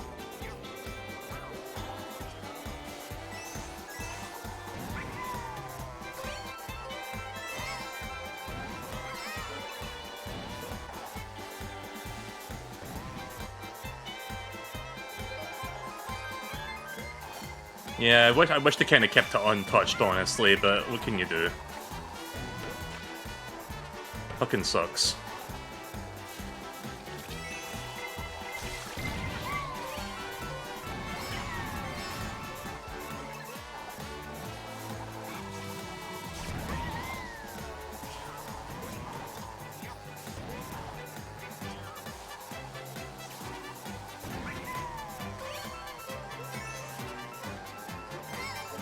I will say though, the music is great, and visually it does look pretty good. I'm just not too keen on the censorship. Ah, fuck. Yeah, I probably shouldn't have put that. Oh no.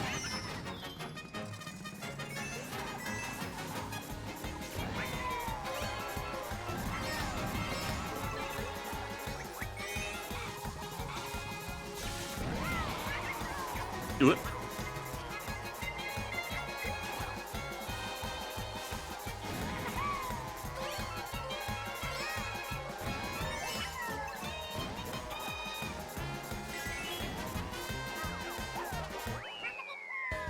All right.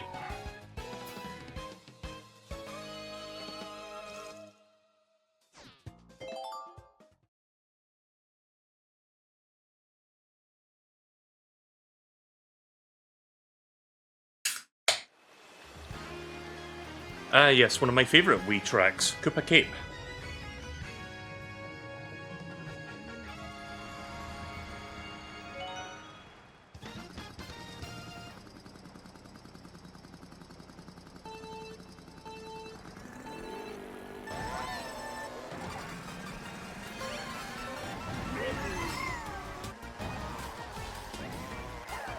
Boy.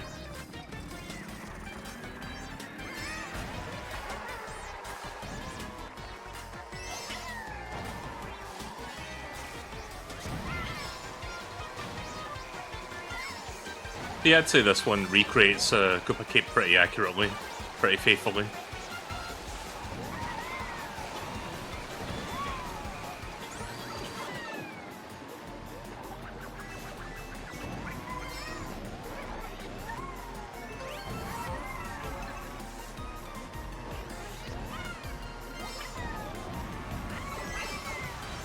I love the bouncing Koopa over the shell over the finish line.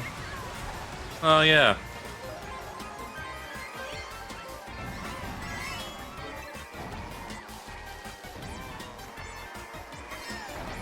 See, I'm glad to see this track was in Booster Course Paths, because this is one of the better Wii tracks, in my opinion.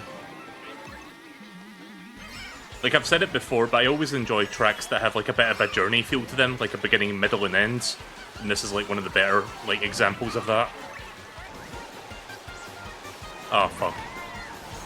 Oh wait, I thought I had a blue shell. No, I did. It's coming.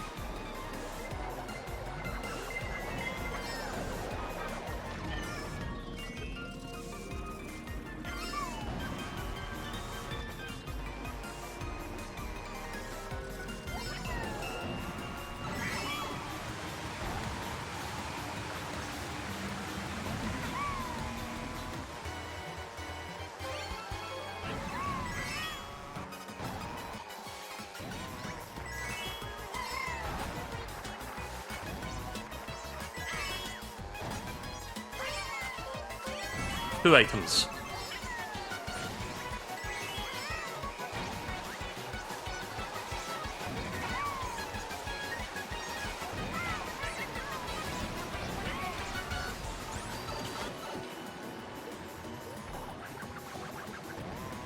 One thing about this track that's a little bit of a disappointing thing is like when you're in the pipe, you don't have like those like electric field things that you have to like navigate through. I don't know why they removed that part, but yeah, other than that, it's pretty much perfect. It seems a bit baffling that they like took those out.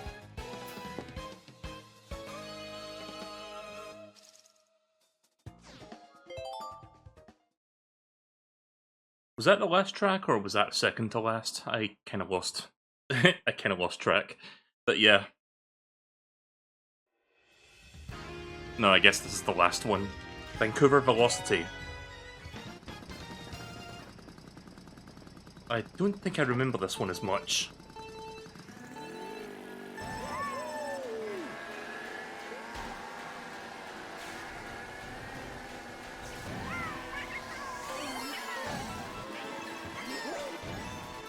Fuck off, Donkey Kong.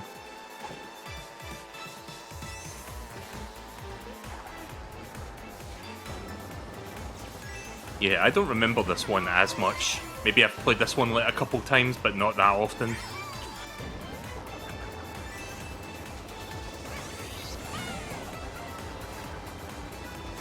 This part looks cool though, the suspension bridge.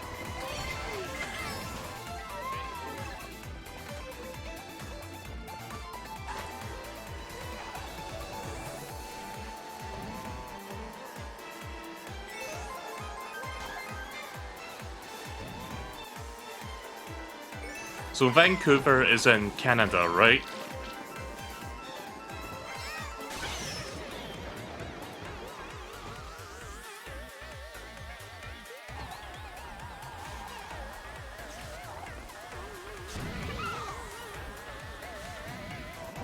Yeah, it's Canada. Maybe one day we'll get a Scottish themed track in like a Mario Kart game, that'd be cool. You could probably do some cool stuff with like a Loch Ness Monster adjacent character.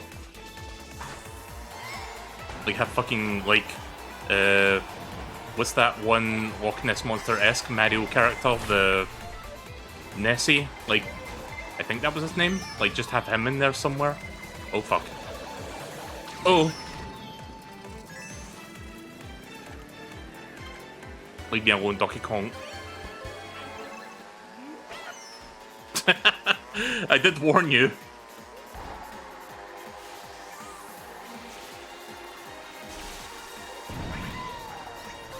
I love how he just nonchalantly approached me while I was holding that.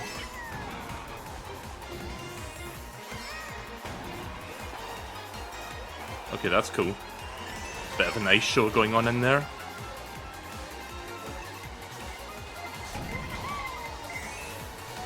Mario Kart on ice. You know, I would watch that. Like, how the fuck would you be able to drift on ice? Dory, that's their name, yeah. That dinosaur thing from Mario 64.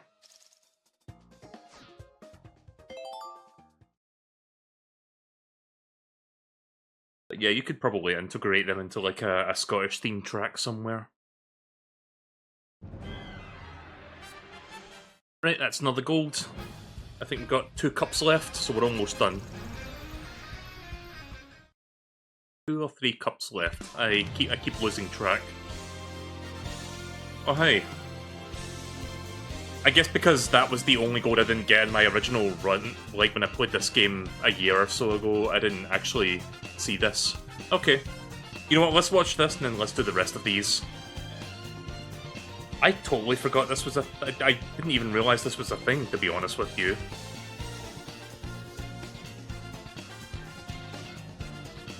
Yoshi's base game. Did anyone else know that there was like a booster course pass specific credit sequence?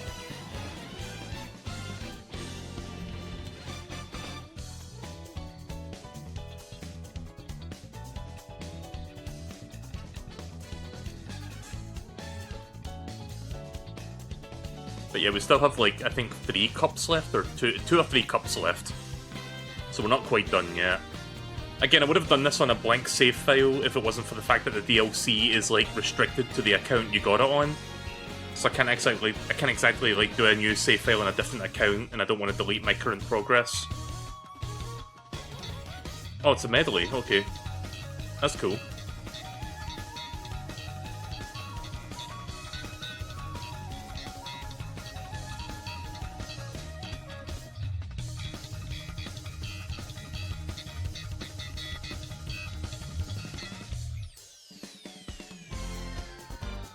Princess Orange.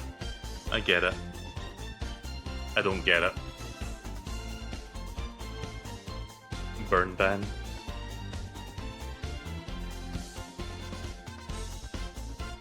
Some interesting stickers here.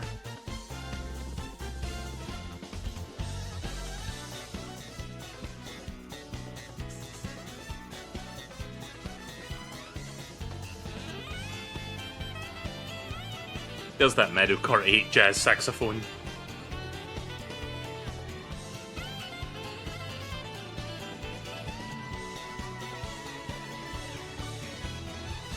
Alright, Koban, I'll see you later.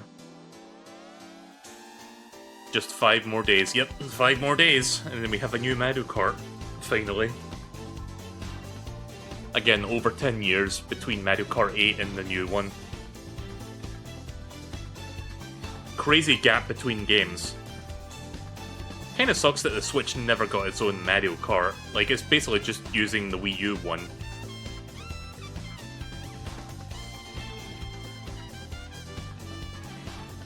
Yoshi Runner.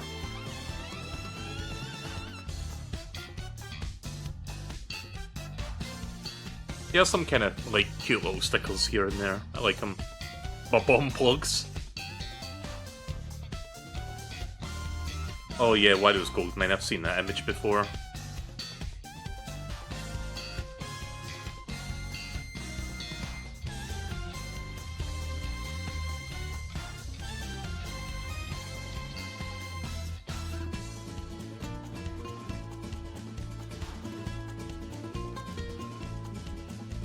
Drivers Cola, Lemonade, Ginger Ale.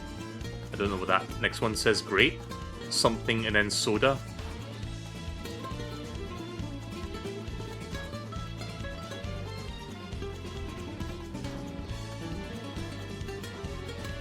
Mega Mushroom large size clothing.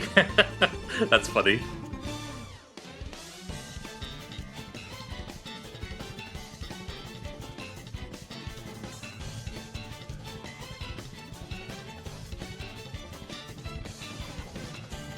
Coconut Mall sticker. What's that say? Larry Light. Yeah, I do like a lot of these like little fake logos that they came up with specifically for this game. It's weird as it fucking sounds, it gives Mario Kart 8 like a ton of world building. Because it really does feel like a lot of this game is interconnected in many ways. Like, when you play the fucking Bell... what is it? The Bell subway station one? I forget the name of it. Like, you notice a lot of the, like, signposts tell you about the other locations of the game.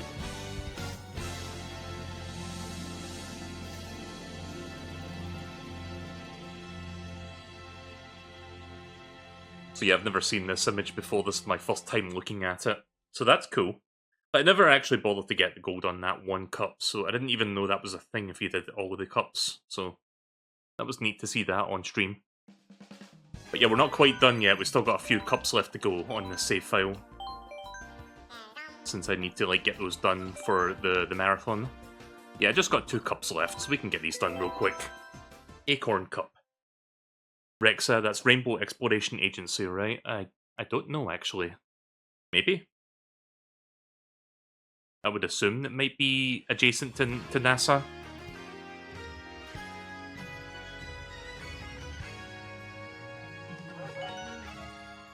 Right, so when in Rome...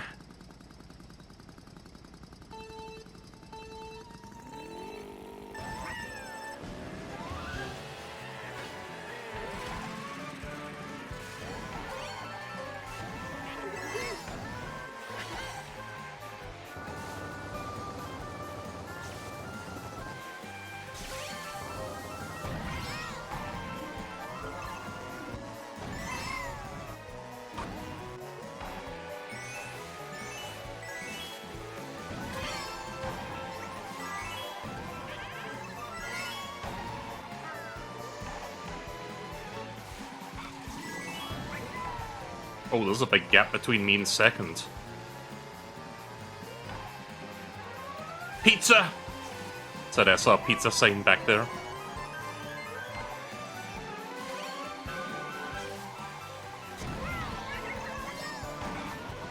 Oh, okay. Oh. Oh, wait a minute. Oh, fuck. That was a different character. I thought he was, like... Okay, never mind. I only steered into that direction because I thought he was... He overtook me, but no, that's another person entirely.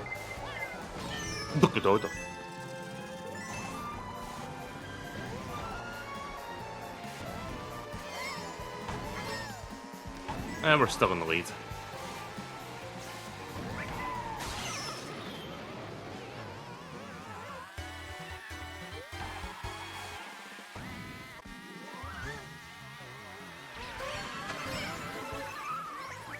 Anyway, thanks Diddy Kong for fucking me up there. Watch out for chain chomps. Oh my god. I don't remember that. Yeah, some of these like tour tracks I don't like remember as much when I played the Booster Course Pass stuff last year. That's kind of a funny little moment there.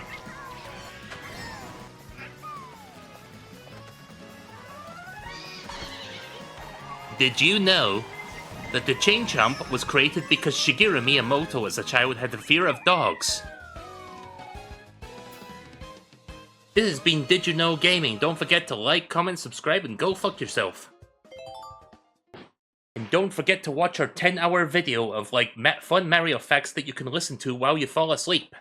Because we really need the watch time.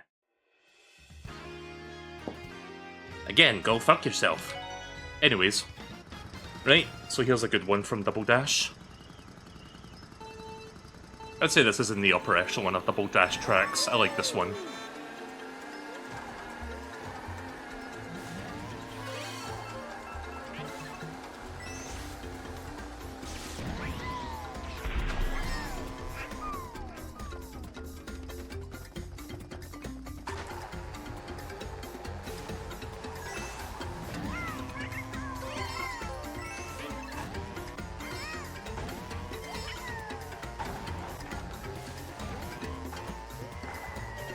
So yeah, DK Mountain looks pretty good in Mario Kart 8.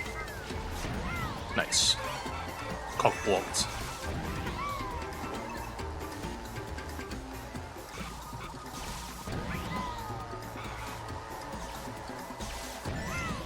Alright, here's the rickety bridge. A little bit wider than it is in Double Dash.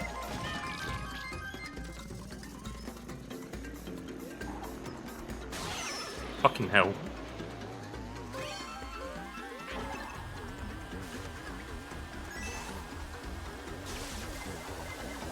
Oh no. Please send me to the other side. Thank you.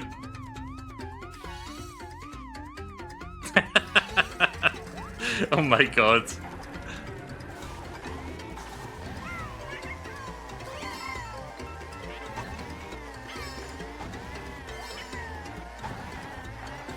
It's funny just seeing Lakito carrying me for that fucking long.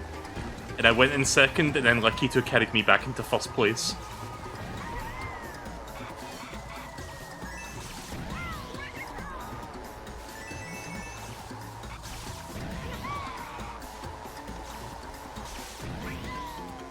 Yeah, those turns back there are what brake drifting was made for.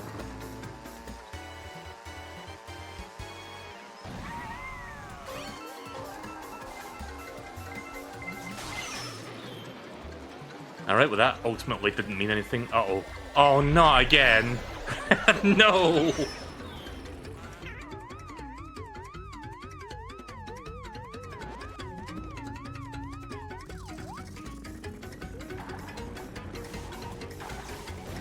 Exact same place.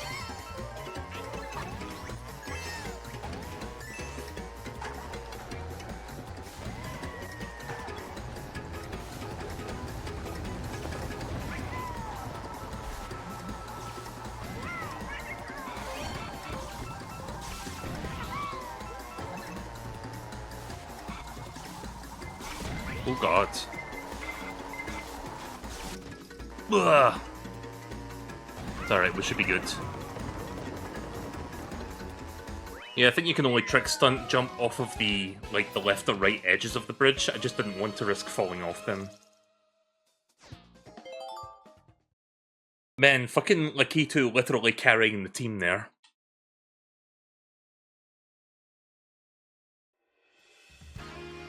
Wee Daisy Circuit.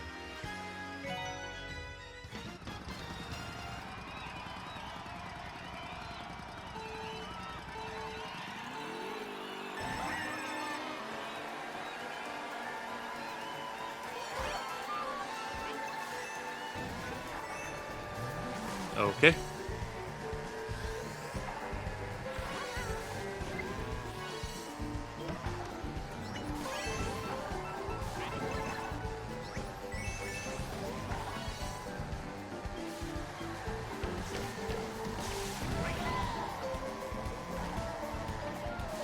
So yeah, this one I definitely played on tour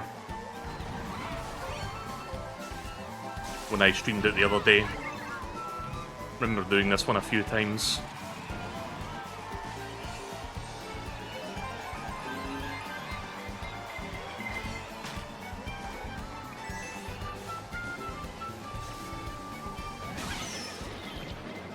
Ah, fucking hell.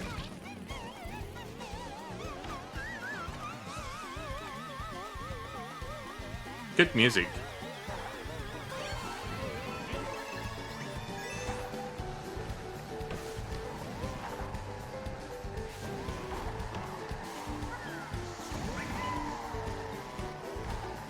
There we go, I landed a hit.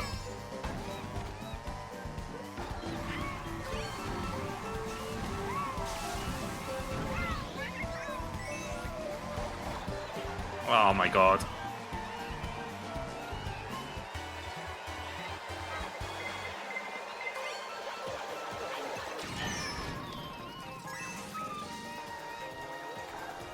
Well, as long as another blue shell doesn't show up, I should be okay for the rest of this race.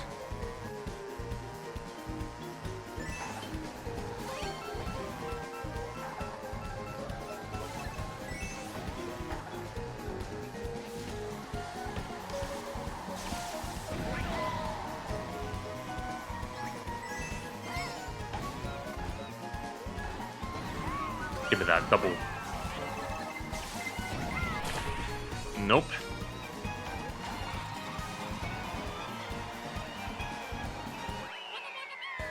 Easy.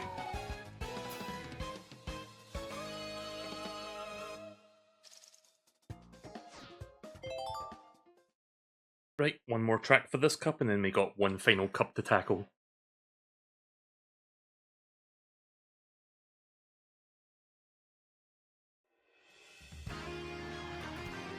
Piranha Plant Cove. Yeah, I don't remember this one as much. Like the last few tracks, I'm having a bit less memory of because I think I played these less often than the other Booster Calls Pass stuff from like earlier during the gradual release of these. So I guess like Wave 5 and Wave 6 I don't remember as much as like the first 4 waves.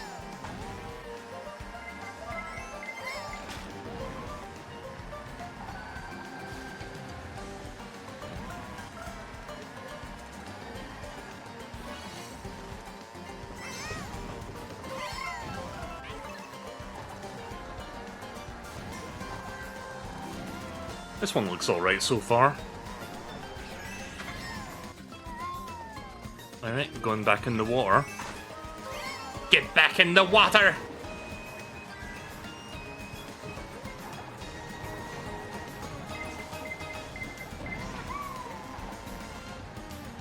So this isn't based on any city, this is just Mario Kart specific, right?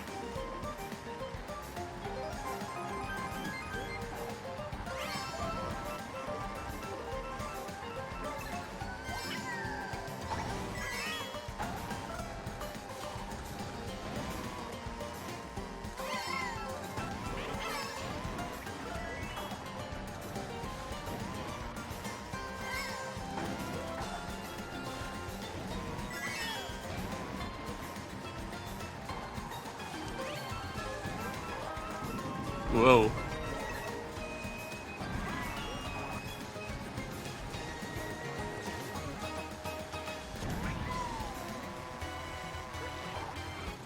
Could be like Atlantis. Yeah, maybe. I mean, there's a lot of underwater segments, so it might be referencing that.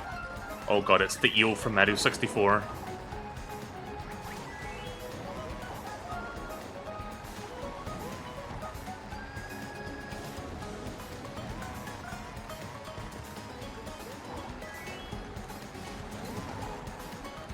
The ruiner of childhoods, the fucking Mario 64 eel. That and the evil piano that like fucking snaps at you.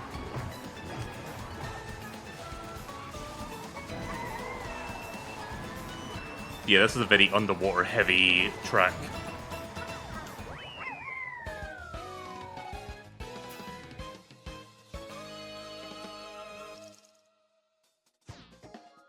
Alright, that's the second to last cup done. So we got one cup left, and then we are done with Mario Kart 8 Deluxe.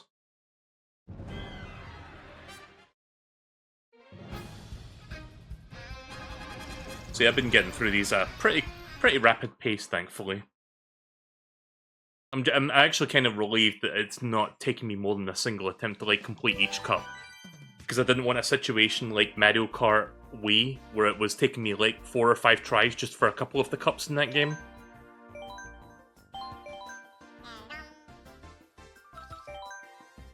Right, last one, Spiny Cup.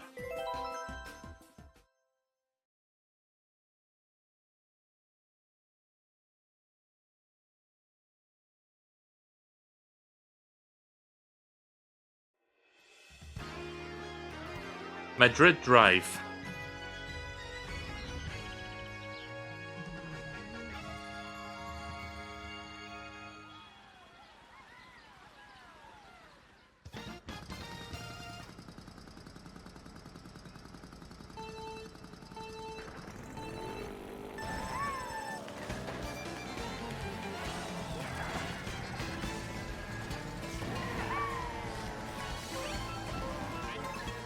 So Madrid is Spain, right?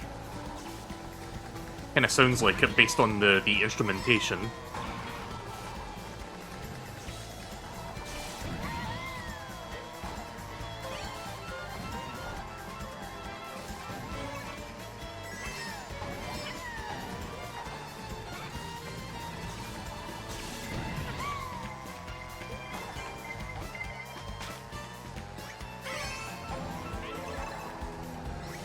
That's kind of funny.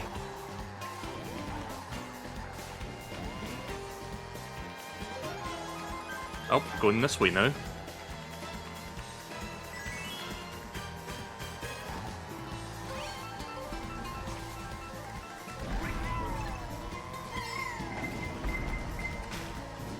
Oh, God. Yep, that familiar whizzing of a fucking blue shell on the way. I mean, it is the Spiny Cup after all.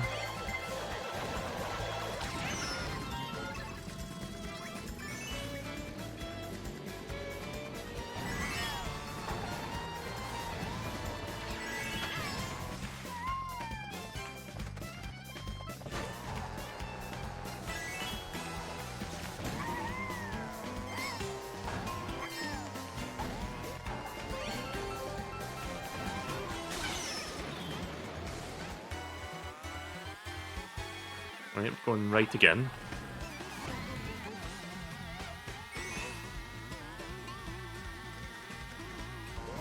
I have been to the area where the goal was posted.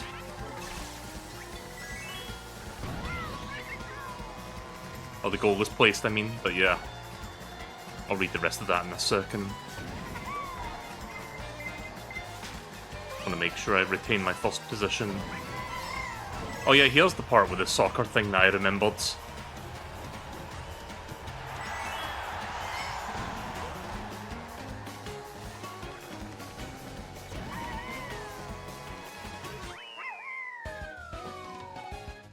I visited Madrid when studying business to see the Congress. I have no idea what the Congress has to do with business. My school took us for a cheap price, so I wasn't going to say no. The bus left us right at the fountain where you see at the start. Football, yeah, because of it has to be Spain. Pretty much just any European country is into football. Like, yeah, it doesn't matter where. Like, even Scotland, like, football's kind of a big deal. I really don't give a shit about football, to be honest with you, or soccer for you and people in the US. Alright, this one's from Mario Kart 7. I think this was in the Special Cup in that game.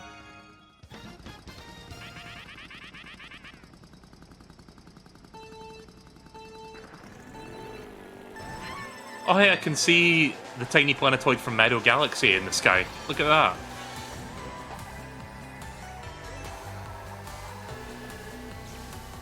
I don't know if that detail was in the original version of this track, but that's cool to see that in this one.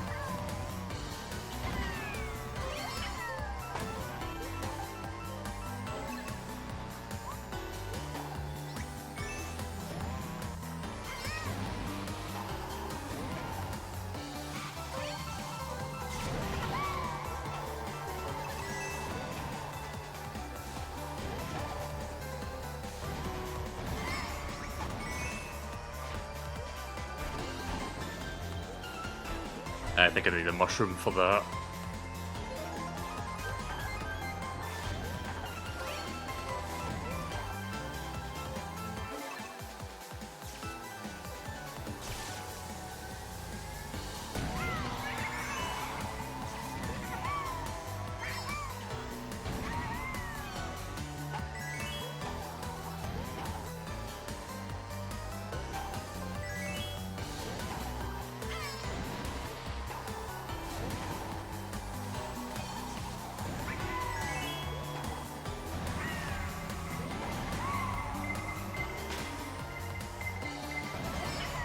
Ugh.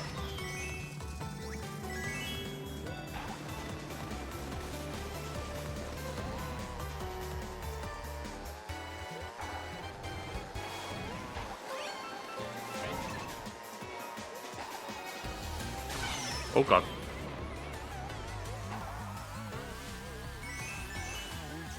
Yeah, we're fine. Everything is hunky-dory. We'll have enough momentum to reach that? Nah. Ugh, can't see.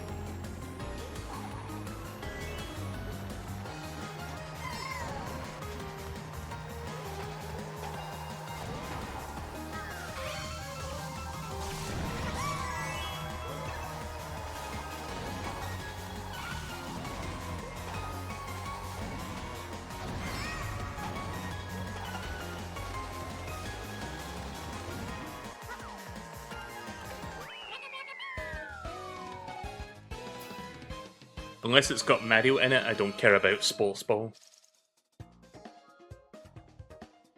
I wonder if we're going to have Nintendo-themed karts and bikes. Maybe. I don't know. They could if they wanted to. I still want Kirby and Mario Kart. Maybe if they make DLC for World, they can add stuff like that in it. Oh yeah, SNES Bowser Castle 3. The best Bowser Castle from that game. And unlike pretty much every other fucking SNES track in this game, they actually give this one depth. And it's good. I remember this one being one of the better tracks. By the way, this version of the track is also in Mario Kart Wii Deluxe. I have raced on it a few times.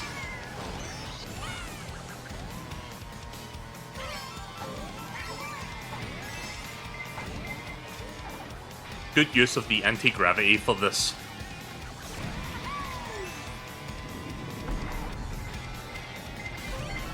Not much I could have done about that. Also, you can ride on knees.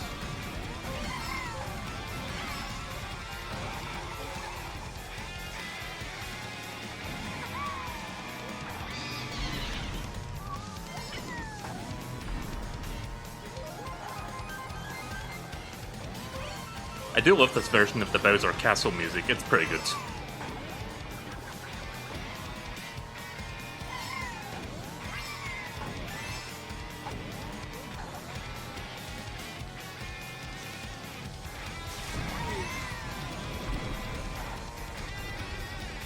Well, here we go again. Holy shell.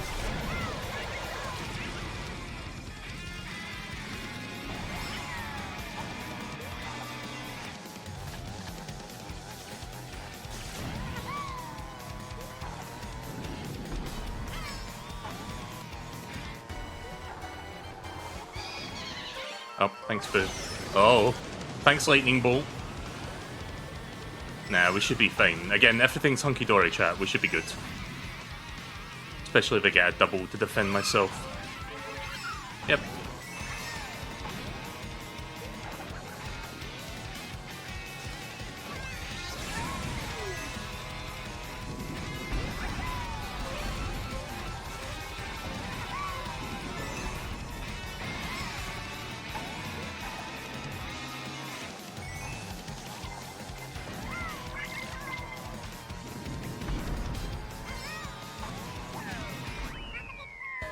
Yeah, I would say SNES Bowser Castle 3 is like a really good version of the original. They did a good job, like, giving it a bit of a complete makeover there. Like, because almost every other SNES track in Mario Kart 8 is just, like, you know, completely flat. By the way, chat, another Rainbow Road, yes! This game has 5. If I counted correctly, I believe I did.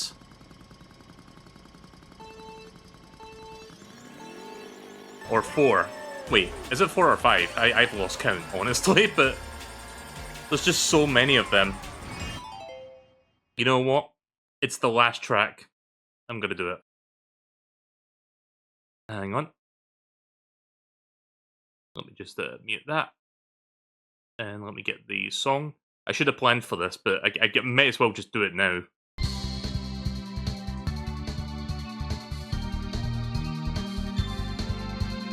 It's called a road, it's called a rainbow road.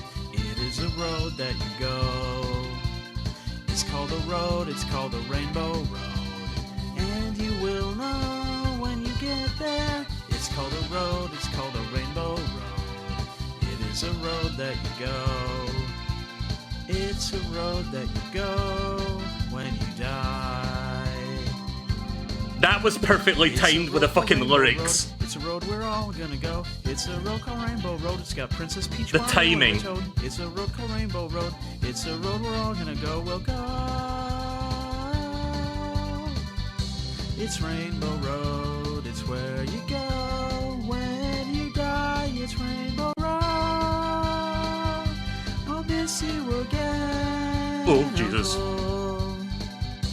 It's Rainbow Road. It's where you go when you die. It's Rainbow Road. I'll miss you again.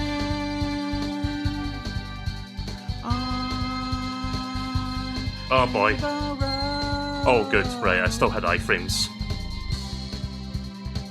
Well, I'm kinda glad that hit me before then. It's called a road, it's called a rainbow road. It is a road that you go. It's called a road, it's called a rainbow road. I love that they retained the burning, like, basically burning up on re-entry animation from the Wii version. It is a road that you go. It's a road that you go when you die. Again, exact same spot, exact same lyrics. It's a road called Rainbow Road. It's a road we're all gonna go. It's a road called Rainbow Road. It's got Princess Oh my Peach, God. Mario, and the Toad. It's a road called Rainbow Road. It's a road we're all gonna go. We'll go. Oh, It's Rainbow Road. Stop that. It's where you go when you die. It's Rainbow Road. I'll miss you again, Uncle. It's Rainbow Road. It's where you go when you die. It's Rainbow Road.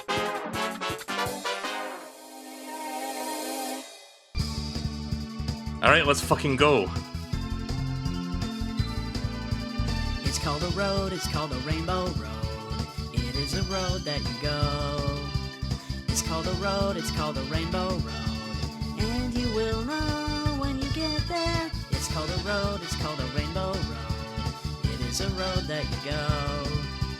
It's a road that you go when you die. It's a road called Rainbow Road. At least I didn't die that time. We're all gonna go. It's a road called Rainbow Road. It's got Princess Peach, Mario, and the Toad. It's a road called Rainbow Road. It's a road we're all gonna go. We'll go. Uh-oh. It's Rainbow Now we're fine. Road. It's where you go when you die. It's Rainbow Road. Oh fuck, there's a blue shell coming. Again, Uncle.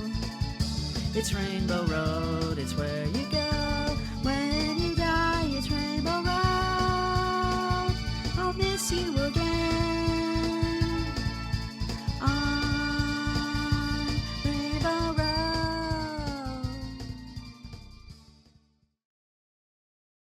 1 sec, there we go. Just try to turn the capture back on, the audio. Alright. I figured that was good for the finale. Might as well. Alright, that's it. We have played every single track in the game. We have played every single track in Cup in the entire series, and we got gold in every Cup. So there you go, that's everything. We've done it. So yeah, relatively smooth sailing now. Didn't have too much trouble getting that gold, thankfully.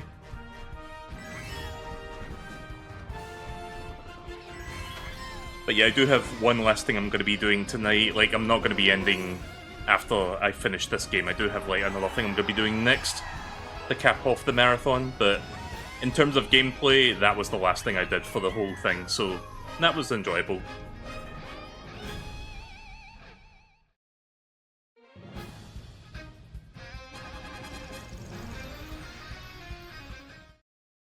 Yeah.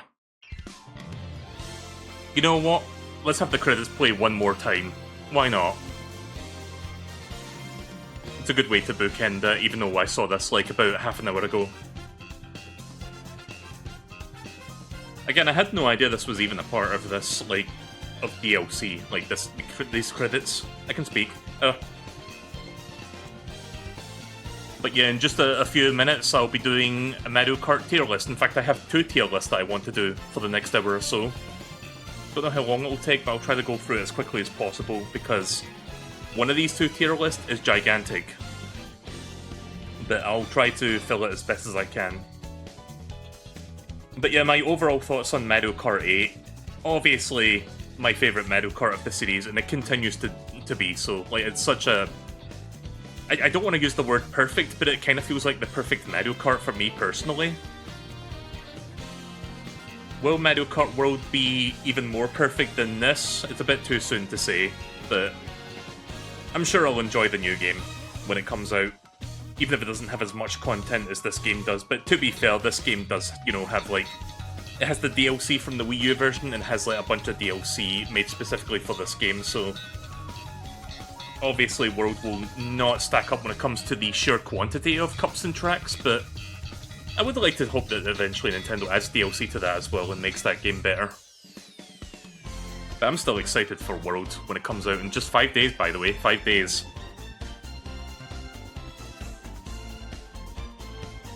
I'm sure World will get updates and DLC over time. Yeah, it would be shocking if Nintendo doesn't make DLC for the newest Mario Kart game.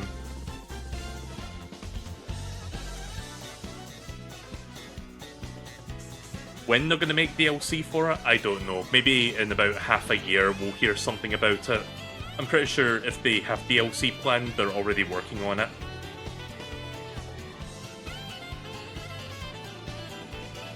Burning DK.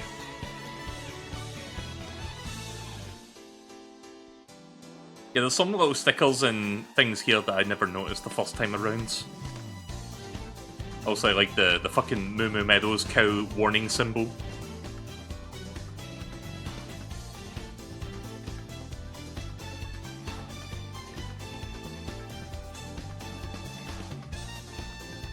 But yeah, Mario Kart 8 Deluxe. When all is said and done, like when you have all of the DLC for this game, it's really good. Like even just the basic vanilla game on the Wii U is great. But, you know, well, I would say the battle mode is kind of shit on the Wii U version. Like, they did not really spend any time making a good battle mode for that version. Thankfully, this game fixes it up. I didn't show the battle mode, but it's basically just what you expect. Green Shell Taxi. Yeah, I saw that. I don't know if I would trust getting a taxi with that sort of name. Because I don't know how they feel about a taxi that only goes in a straight line and maybe occasionally bounces off walls. Hey, hey, hey, come on over, it's time for some crazy taxi! Are you ready? Here we go! Ah, yeah, yeah, yeah, yeah! Sorry. You know, I'd be down for a fucking crazy taxi Mario Kart thing.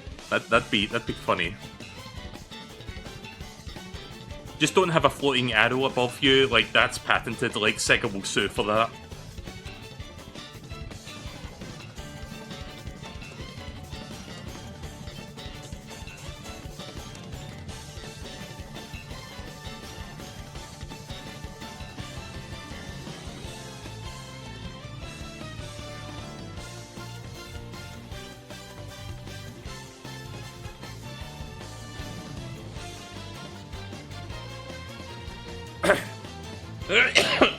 Oh god, excuse me. I'm not dying, chat, I promise you.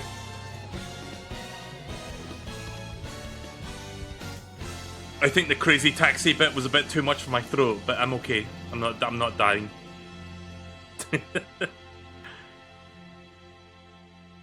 Anyway, there you go. That officially bookends the Mario Kart 8 Deluxe part of the marathon. And that's every game in the mainline series, including some spin-offs along the way. So yeah, just to make it official, there you go. All gold trophies, and I got all 3-star rankings as well on 150cc. Huh. I also did it for 200 apparently, okay. Or does it just like retroactively apply it to that? Who knows. I forget if you can play battle mode with AI in this game. Anyway, I'm not going to bother with that. Like, I think I've got my fill of Mario Kart 8 Deluxe. So yeah, thank you all for watching. This was a lot of fun. I really enjoyed playing through all of the Mario Kart games during this month-long marathon. It was great. I really enjoyed myself. But yeah, stick around. I'm not quite finished with the marathon yet. I do have a couple tier lists I'm going to be filling in next before we officially end this long marathon that's been going on for the whole month. So yeah, for Mario Kart, thank you for watching, and tier list coming up.